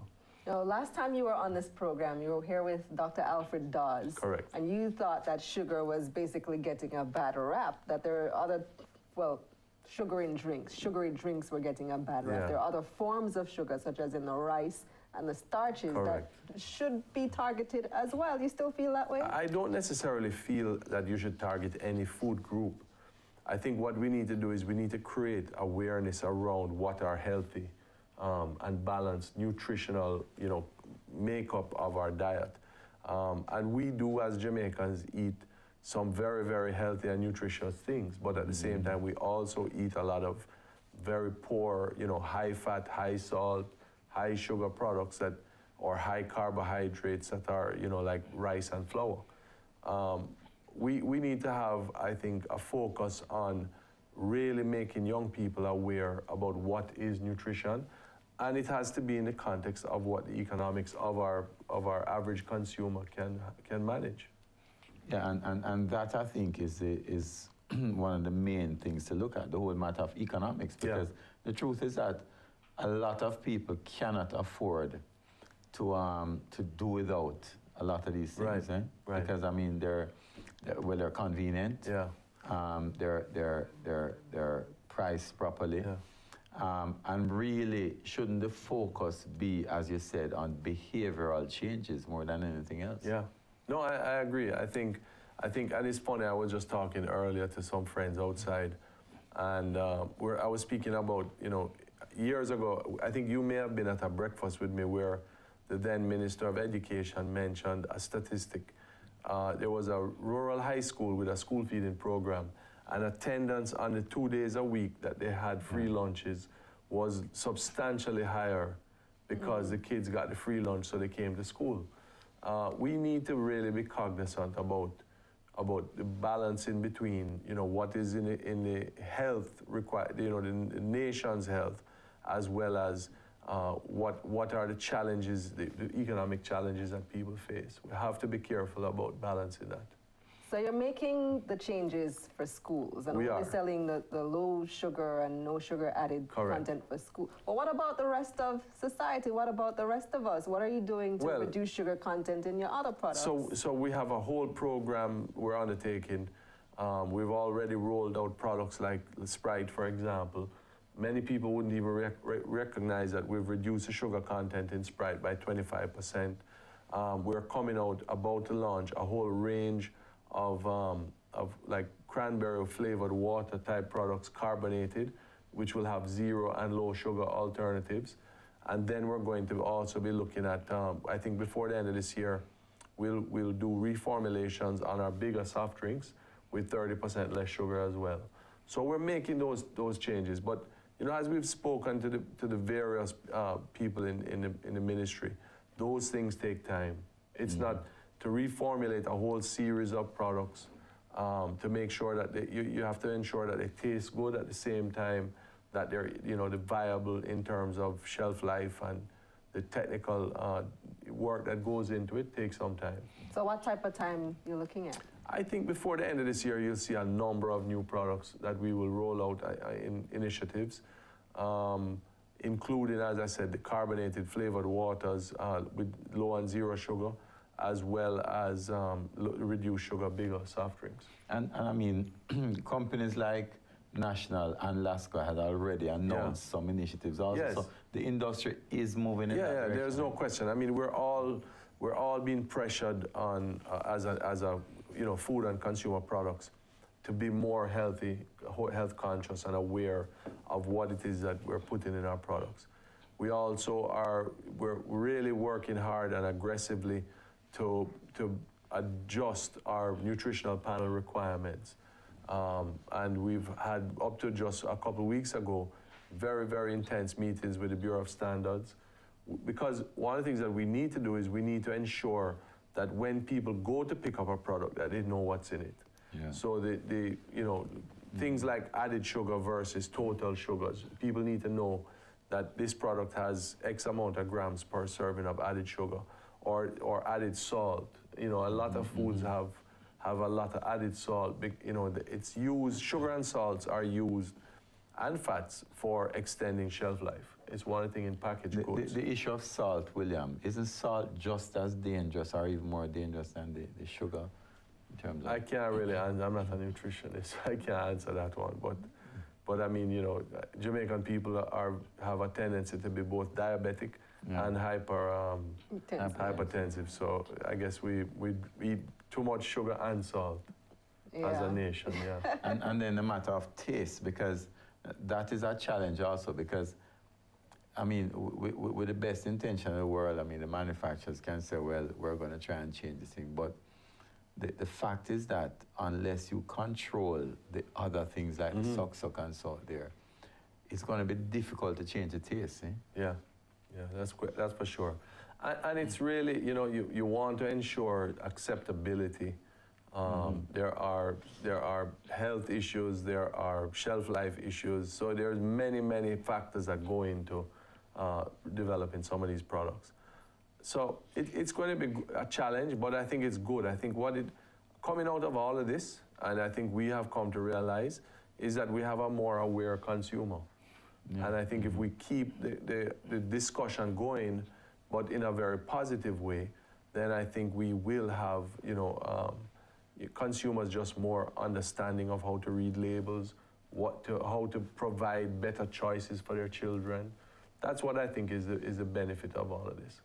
Speaking of all this sugar, you also have a deal that the company recently announced with Worthy Park Sugar Estates. Yes. Tell us some more about that. So what happened is our parent company, which is the holding company for the family, had done an equity investment. We acquired 30% of Worthy Park. They're the largest sugar producer in Jamaica and probably the only profitable one for the last maybe 50 years. And as a part of that transaction, Wisynco Group, the local public company, will have distribution rights for their local sugar as well as for their spirits. So, and it's funny because on the one hand we have, one minister who's pushing to try and sustain a local sugar industry, and we have another minister who is sort of trying to push the reduction in consumption of sugar. The truth is that sugar is vital to Jamaica. The sugar production is vital to Jamaica. And it's an industry that's under threat. A lot of people ask me the question, why would you get into this now when so many companies are struggling? Same question I was about to ask. Yeah. Well, the truth is that it's a profitable company. There needs to be some right sizing in the industry. We currently have, I think it's currently 4 factories still in production. We have the Pan Caribbean in Westmoreland. We have Worthy Park in Yuatan. We have Duckenfield in St. Thomas. I forget the name of the factory. And then there is Appleton. What is going to have to happen is that the total production of sugar is going to have to eventually come into 1 or 2 factories, or 3 maybe, which will then become more efficient. Dennis, as an accountant, you will understand. The throughput will increase in those factories to make them more competitive. You'll have more scale. That will make those factories productive and profitable, and allow for them to stay alive. But you'll still be depending mostly on the local market's consumption, not so much for export, because that market is pretty much non-existent for the Caribbean right now. World export prices for sugar, because we no longer have preferential treatment, are hovering around $400 a ton. Jamaica, to sell raw sugar to refineries, would have to sell it at $300 a ton, which is below the cost of production. So the combination of local market, some specialized arrangements with, they can sell on a quota to the United States, and maybe CARICOM can protect the remaining production. If we don't have a sound, solid local market, then whatever production is left will be will be wiped out. And but Worthy Park is maybe the most profitable. It's the only, I think it's the only profitable one now. Appleton probably is as well because of the blend between their rum and sugar. But yeah, Worthy Park would be the most profitable in sugar production. On the matter of the sugar, though, William, I mean, I know a little bit about it, and I know that one of the reasons why Money Musk, which is the only Pan-Caribbean one operating now, is more viable than a Money Musk. No, Frome, you mean Frome. Frome, yes, Frome, right. Frome is more viable than a Money Musk or a Bernard Lodge. It's because it has a closer proximity to farmers, isn't that so? And so the transportation is a big cost for the inputs for the farmer. And that's why you said there has to be some consolidation. Correct. But there are certain locations that they're just never going to be viable because of that cost. All right, so this is one of the things. I know that there has been many discussions on this topic. What is going to have to happen is that rather than the government subsidizing the actual factories to remain open, which is very costly, and you know over the years how much it has cost us as a country, they're going to have to look at possibly subsidizing farmers and transportation. So a farmer, for example, in Clarendon, when, once that Money Musk factory is closed, which I think it's pretty much closed now, he can transport his cane to Appleton in St. Elizabeth, or he can transport it to Yuaton, to Worthy Park. The transportation cost is what the government should help him with, so that he can not lose money on the production of cane. Well, you would say that because you now have an interest in Worthy Park. No, it makes sense. No. If otherwise, you're going to lose those small farmers who are, in many of those communities, they're sort of the backbone of the community. Yeah, because you see, if you subsidize the factory and you don't subsidize the farmer eventually goes. Yeah. And then it means productivity gets affected, and you have low levels of productivity costing much more to do it that way. to the operators of the factory, and then ultimately the government. That's what has happened in the past. As our sugar, I mean, Jamaica used to produce 250,000 tons of sugar a year. We produce now less than, I think it's less than 100,000 tons. Yeah. No, sorry. About less than 100,000. So our production has gone like this. Now imagine if you have a factory that's geared to produce, in the case of, let's say, like St. Thomas, used to be, I think, produce 40,000 tons, and it's producing 5,000. It can't make money. The cost of production per ton is going to kill it.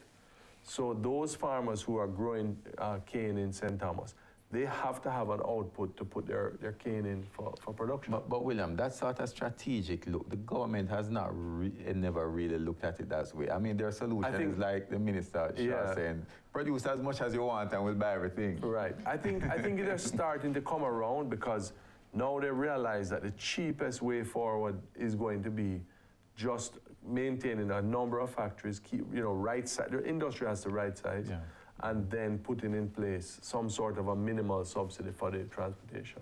All right, let's take a break here. We come back with more On Point.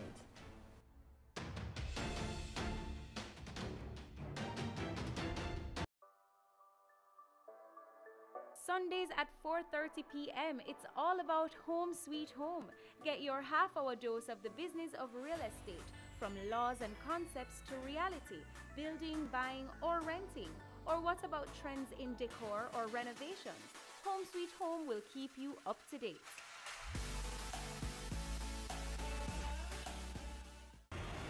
This is Weekend Business Report. Economic windfall. Unsecured loans. Alleged corruption. Follows the closure. If they made this investment. Brokers strive to increase revenues. He sought some answers. Financial meltdown. Here are the week's final. Here's Garth. News Roundup. Camille, it's back to you. That's Weekend Business Report with me, Camille Gale. Saturdays and Sundays.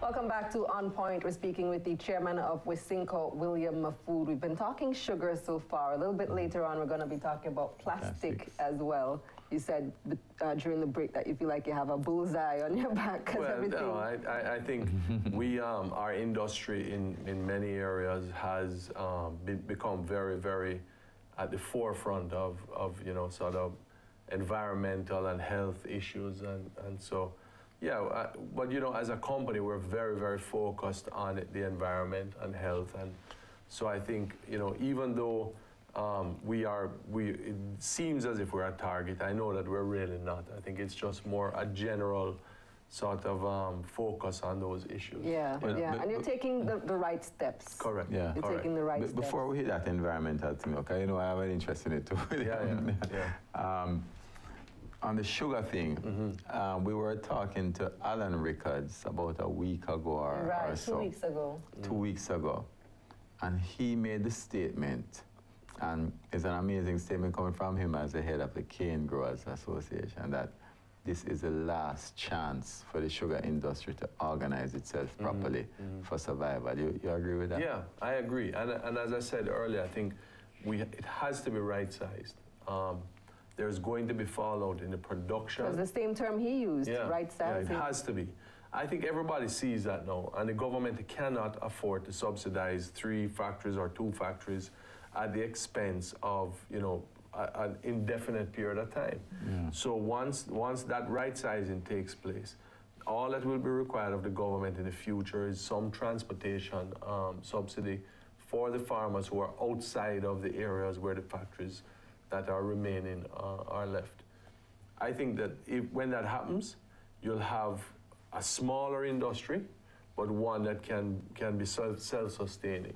You know, a few weeks ago as well, the Sugar Association of the Caribbean, SAC, sent out a statement saying that, well, CARICOM can rescue the region's sugar industry if you just use our sugar in products like the ones that you manufacture.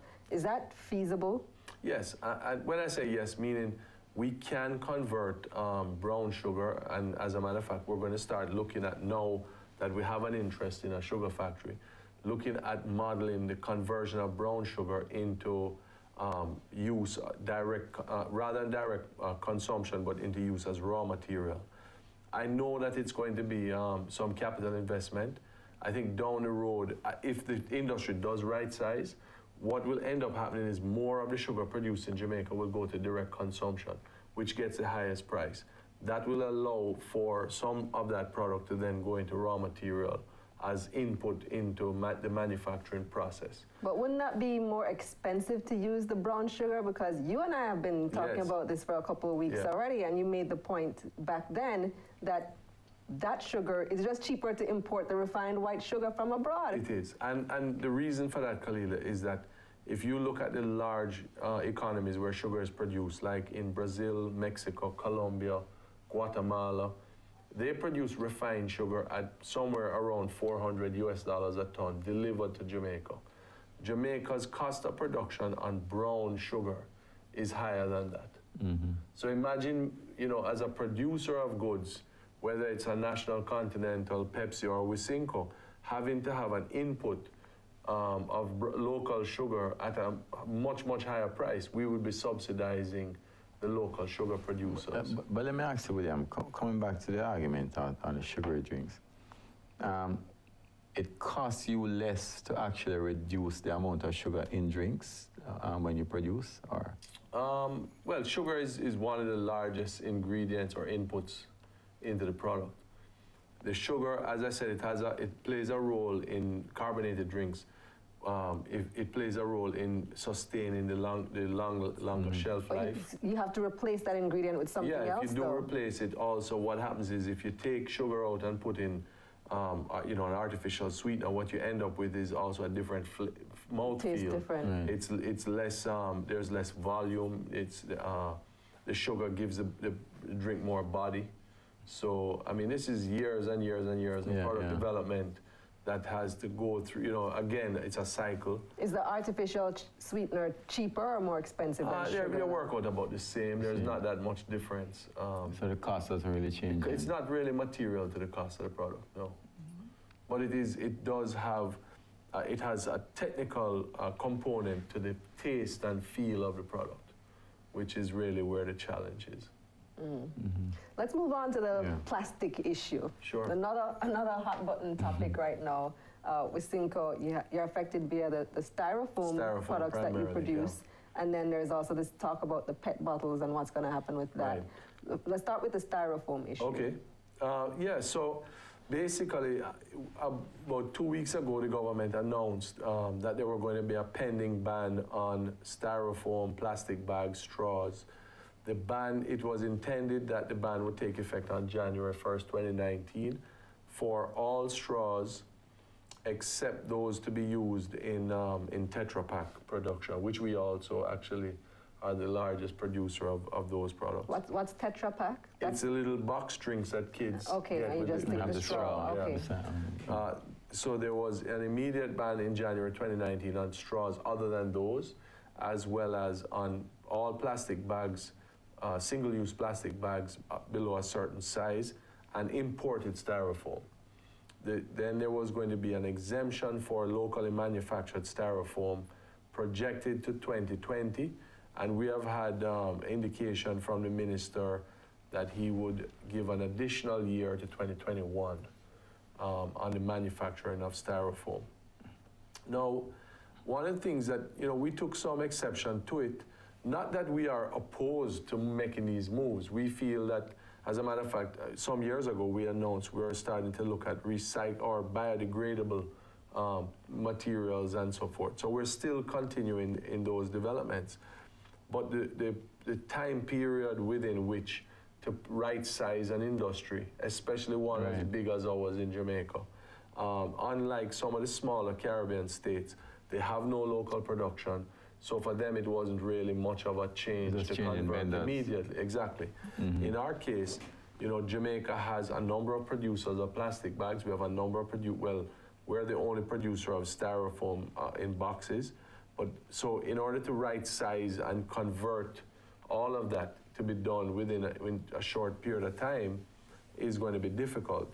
Dennis, you sat on a committee, the plastics committee, which was chaired by Paris. And he and the committee came up with a specific set of recommendations, a 5-year implementation, and that would include, doing environmental impact studies, education awareness, looking at the economics of it, putting in place financing for local manufacturers to be able to retool. And then finally, legislation would require, like they said, 2 years. So where does this timeline come from then? Because, I mean, it doesn't seem practical. Yeah. It's quite probable that it will not be implementable.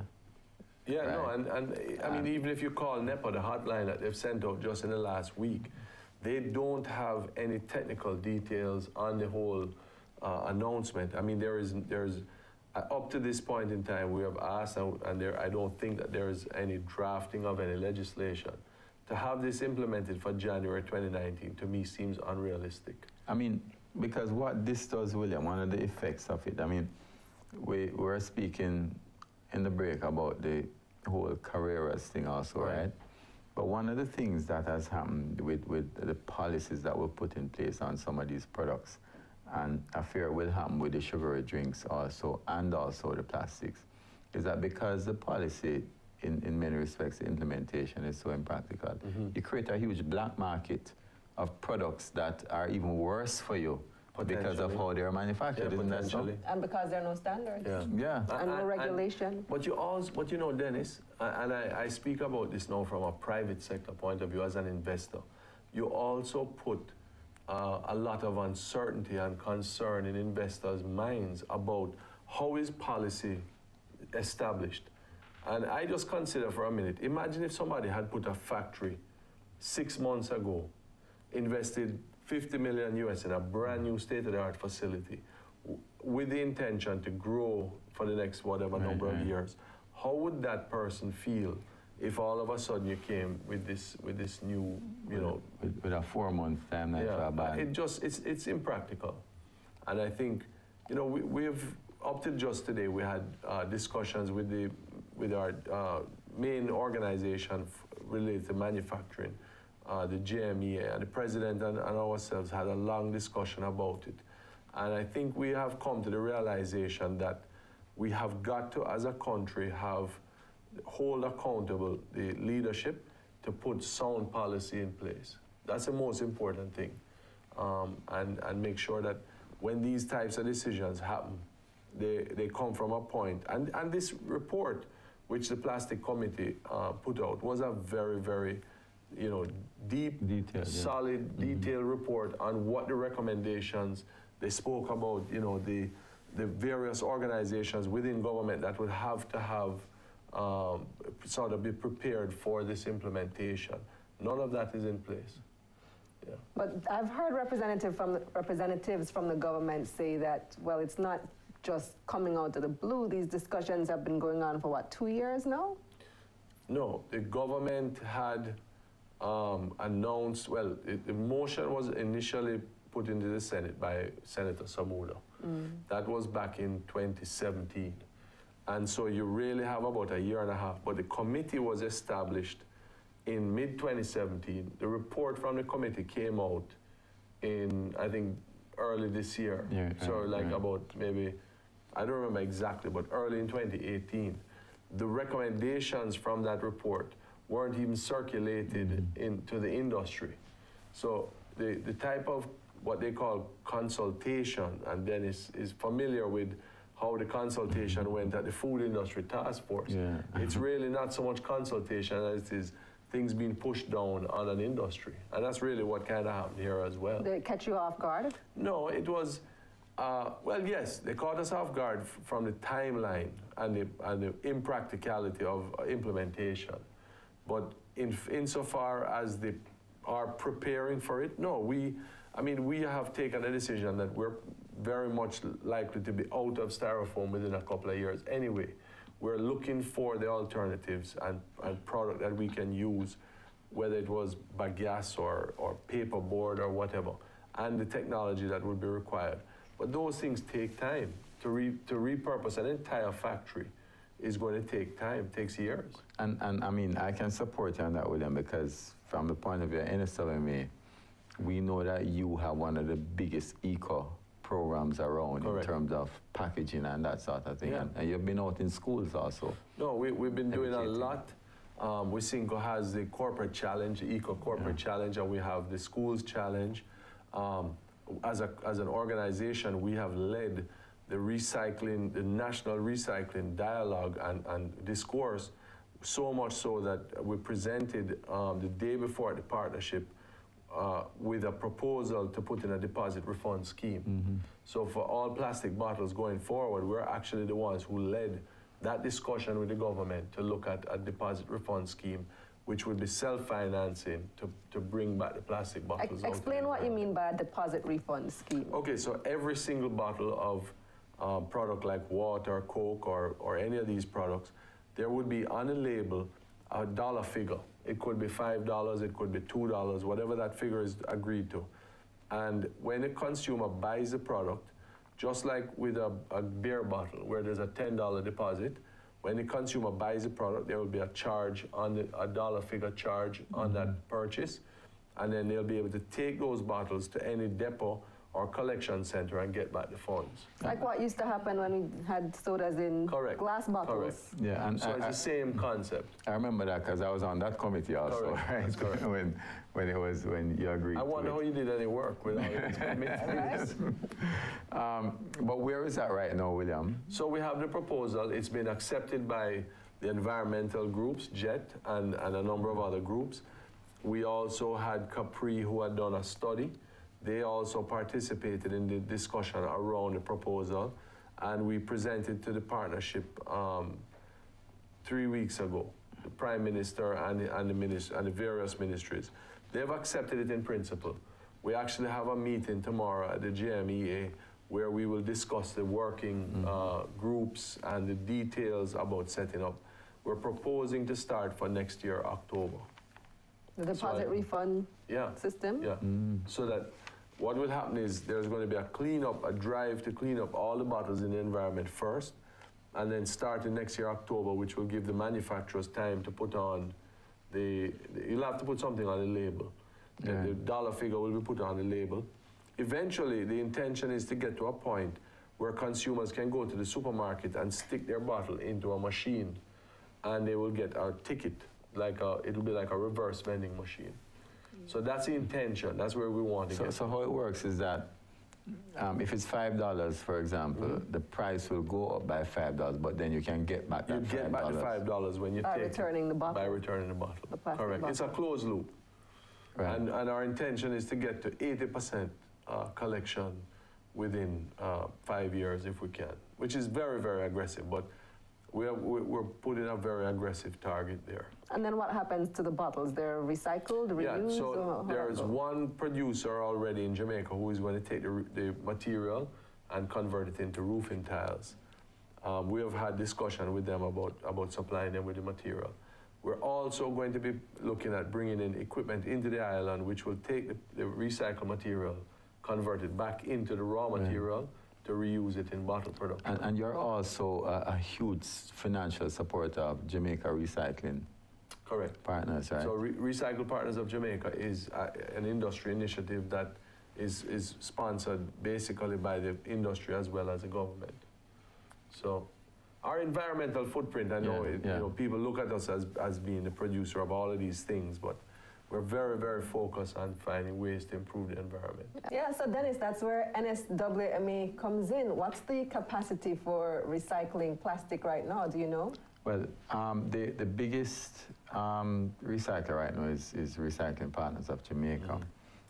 But the biggest challenge, I don't think there's a capacity issue in terms of the recycling.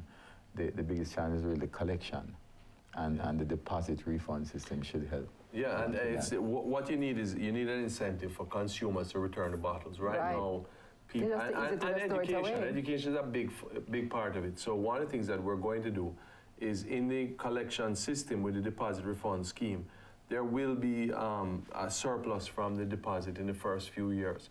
A substantial amount of that money will go into education. Currently, Recycle Partners does about 100 million bottles a year. And the estimate is that it's between 600 and 700 million bottles that go into the environment every year. So if you think for a minute, let's say at $2 a bottle, that surplus is $1 billion a year. A lot of it will now go to build out the infrastructure, put the trucks that will do the collection and the depots. There's a couple of things we have asked the government to participate in. We want them to give us the pieces of land around the island to create depots. Small depots, collection centers in, you know, Chapelton, in Clarendon, and in Gale, in St. Mary, or whatever. So make it easy for people initially to come and give their bottles back. And secondly, legislate and mandatory participation by all producers to come into this. Because if some producers aren't involved, then the whole thing will fall apart. And then finally, at the ports, any PET bottles that come into the island to collect from those importers, and then those funds go into Recycle Partners who will do the collection, and the distribution and so forth. So it's a real closed loop system because the intention is, when it goes out, it comes in and then it's recycled or used in manufacturing like the roof. Correct. Right. That's correct. You said. Recycle Partners is a private company? A not-for-profit. Right, funded by... not-for-profit. You're the largest funder? Ourselves, Pepsi, Lasco, Grace, and the government of Jamaica. And a number of other small producers, but those are the four main ones. Yeah, and what sort of volume do they take in every year? Currently over 100 million bottles a year. So they do a substantial amount now. We built a depot out by Lakes Pen, next door to our facility.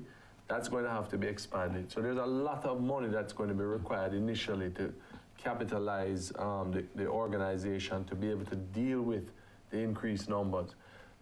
If the incentive is high enough, more people are going to want to return the bottles. Yeah. We'll create like micro enterprises, small businesses all over Jamaica gathering the bottles. Who will be gathering bottles to bring them into collection. So William, before we break then, if you can quickly tell us then, what would be your approach to implementing this ban then? I mean, on the styrofoam and plastics? Yeah. I think that just following the recommendations of the Plastic Committee. I mean, Senator Samuda was a part of that committee. You were a part of the committee. And I think that there's very, very well thought out and dictates on what is the government's responsibility. whether they want to do it in three years or 5 years, as I said, I think we'll be out of styrofoam before the 5 years anyway. But I think it's important to ensure, you know, you have proper practices when you're doing these kind of things. Always good to have you on, William Mahfood. All the best. Thanks, William. All the best. Let's take a break. When we come back, we'll have the numbers and your word on the street.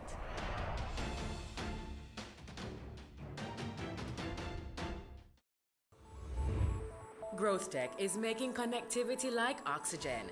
Wherever you see the Growth Tech free Wi-Fi, feel free to connect. Watch, connect, and go, allowing you to chat, check, browse, and email securely. So when you're on the go and need to connect with friends, family, or a team member, or just stay updated, look for Growth Tech's free Wi-Fi. Growth Tech, making connectivity like oxygen.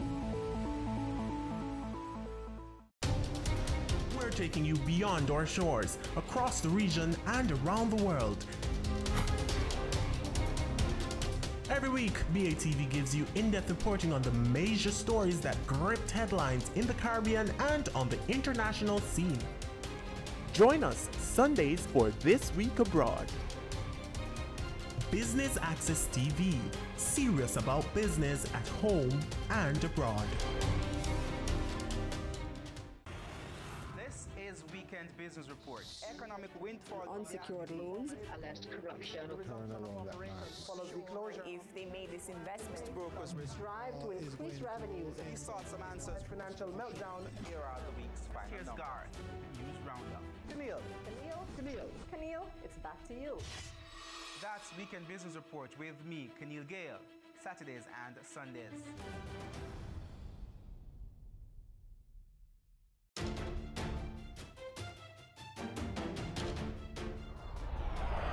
Welcome back to On Point. Sugar, obesity, non-communicable diseases, they're all part of a slippery slope costing the country millions of dollars each year. Here are the numbers. An estimated 60% of Jamaicans are estimated to be overweight. That's more than half the population, or 6 out of every 10 people. What's worse, 1 of every 3 Jamaicans is obese. That's 33%. It's having a heavy impact on the nation's health bill because of the cost to treat non-communicable diseases like diabetes, hypertension, and heart conditions. According to Health Minister Dr. Christopher Tufton, it will cost the public an estimated $77 billion to treat NCDs over the next 15 years. According to a 2008 survey, an estimated 150,000 Jamaicans were said to suffer from type 2 diabetes. It's believed that number has grown significantly. A typical 20-ounce soda has 250 calories and over 67 grams of sugar. That's 17 teaspoons. It's nearly twice the amount of added sugar that the American Heart Association recommends for an adult man in a day. 9 teaspoons, and nearly 3 times the amount recommended for women, 6 teaspoons. And our On Point team hit the streets and asked Jamaicans, how will you carry your items when the ban on plastic bags takes effect?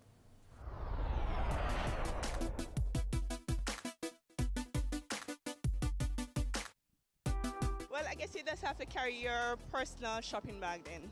You have to carry them in your hand, or you get paper bag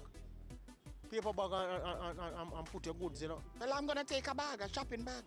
Well, I don't know how I'm going to go around that for them system. You understand? Anything they come, you have to just go and work with it, you understand? I have to buy a market bag or a cardboard box. I have to buy. Well, before the plastic bag, there was paper bag. So unless they have to put back the paper bag in place, if they're going to remove the plastic bag, there must be a substitute. Whatever the government puts in place, I'll be willing to work with it because I think it's a good idea.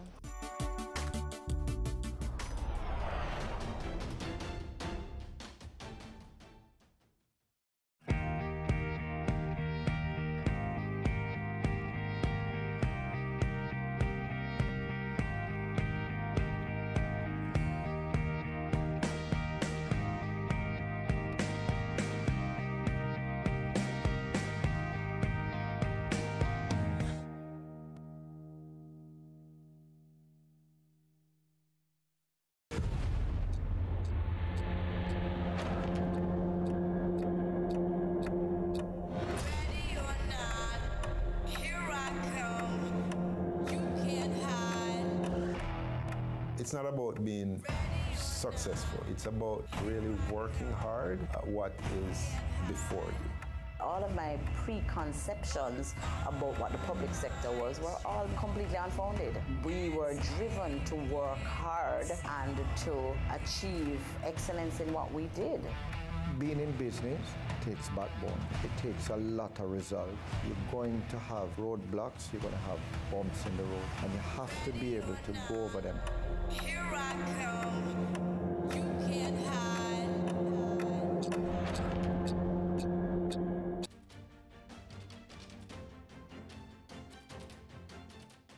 Interesting answers there, Dennis. I was waiting for somebody to say on their head top. What you gonna do? You gonna buy the reusable bags? Yeah, I think so. I think that's what I will do. You know. I've had them in my car for like months, you know, and I just always forget to take them out when I'm at the supermarket. Yeah, and that's a challenge. But a lot of the reusable bags also are plastic. You know, I guess that. But they're not single use, so that's the difference. But the normal scandal bags are not really just one use either, you know. That's People use them many times, they save them, they use them for other things. For garbage in particular. Right, and carrying things generally also. You know, so I think that the real issue that we have is how we actually dispose of our garbage, because it's not going to be plastic, but unless we do something about that, and what the government needs to also focus on is ensuring that the legislation for the increased fines actually go through, because you'll be driving by someone and they just throw something on the road. Yeah. You know, and a lot of that happens. But I like what... refrigerators, old stoves, everything. I like what William was saying about the, how you call it, bottle deposit refund scheme. I think that's going to incentivize people to bring in their what normally would be garbage, the plastic bottles. It's not just soda bottles, they have juice bottles, they have all kind of bottles. And youngsters out there will make money like they did in the old days. You know, remember the bottle police? You know, so I think that's a very good thing. I think that the industry, the initiatives that the industry has also taken, including this deposit system, they've actually closed the loop. You know, because they also have a recycling facility that they fund. They have an eco program. I know Wisynco in particular has a very strong eco program out there. NSLME actually works with them. So they're actually doing a lot already, you know, to close that loop. I think it's behavioral changes in terms of how we dispose of our garbage. Yeah, and people will be less likely to just fling it through the window if they can collect some money for it. Of course. Yeah. All right, so that's our show for this week. I want to thank you for joining us yet another week. Thanks to our hardworking production team, our sponsors, and you, our viewers. I'm Kalila Reynolds. And I'm Dennis Chung. Until next week.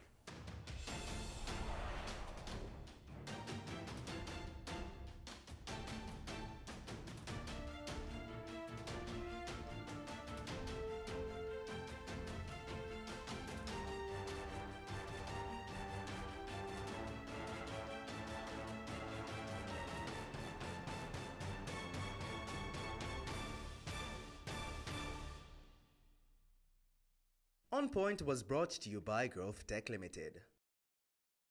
They say it takes a village to raise a child, but the world will one day need the leadership of that child. The time you spend with your child matters. It stimulates their minds and shapes the way they act. Talk with your children. Help them to better understand the world around them and to value what is truly precious. Above all,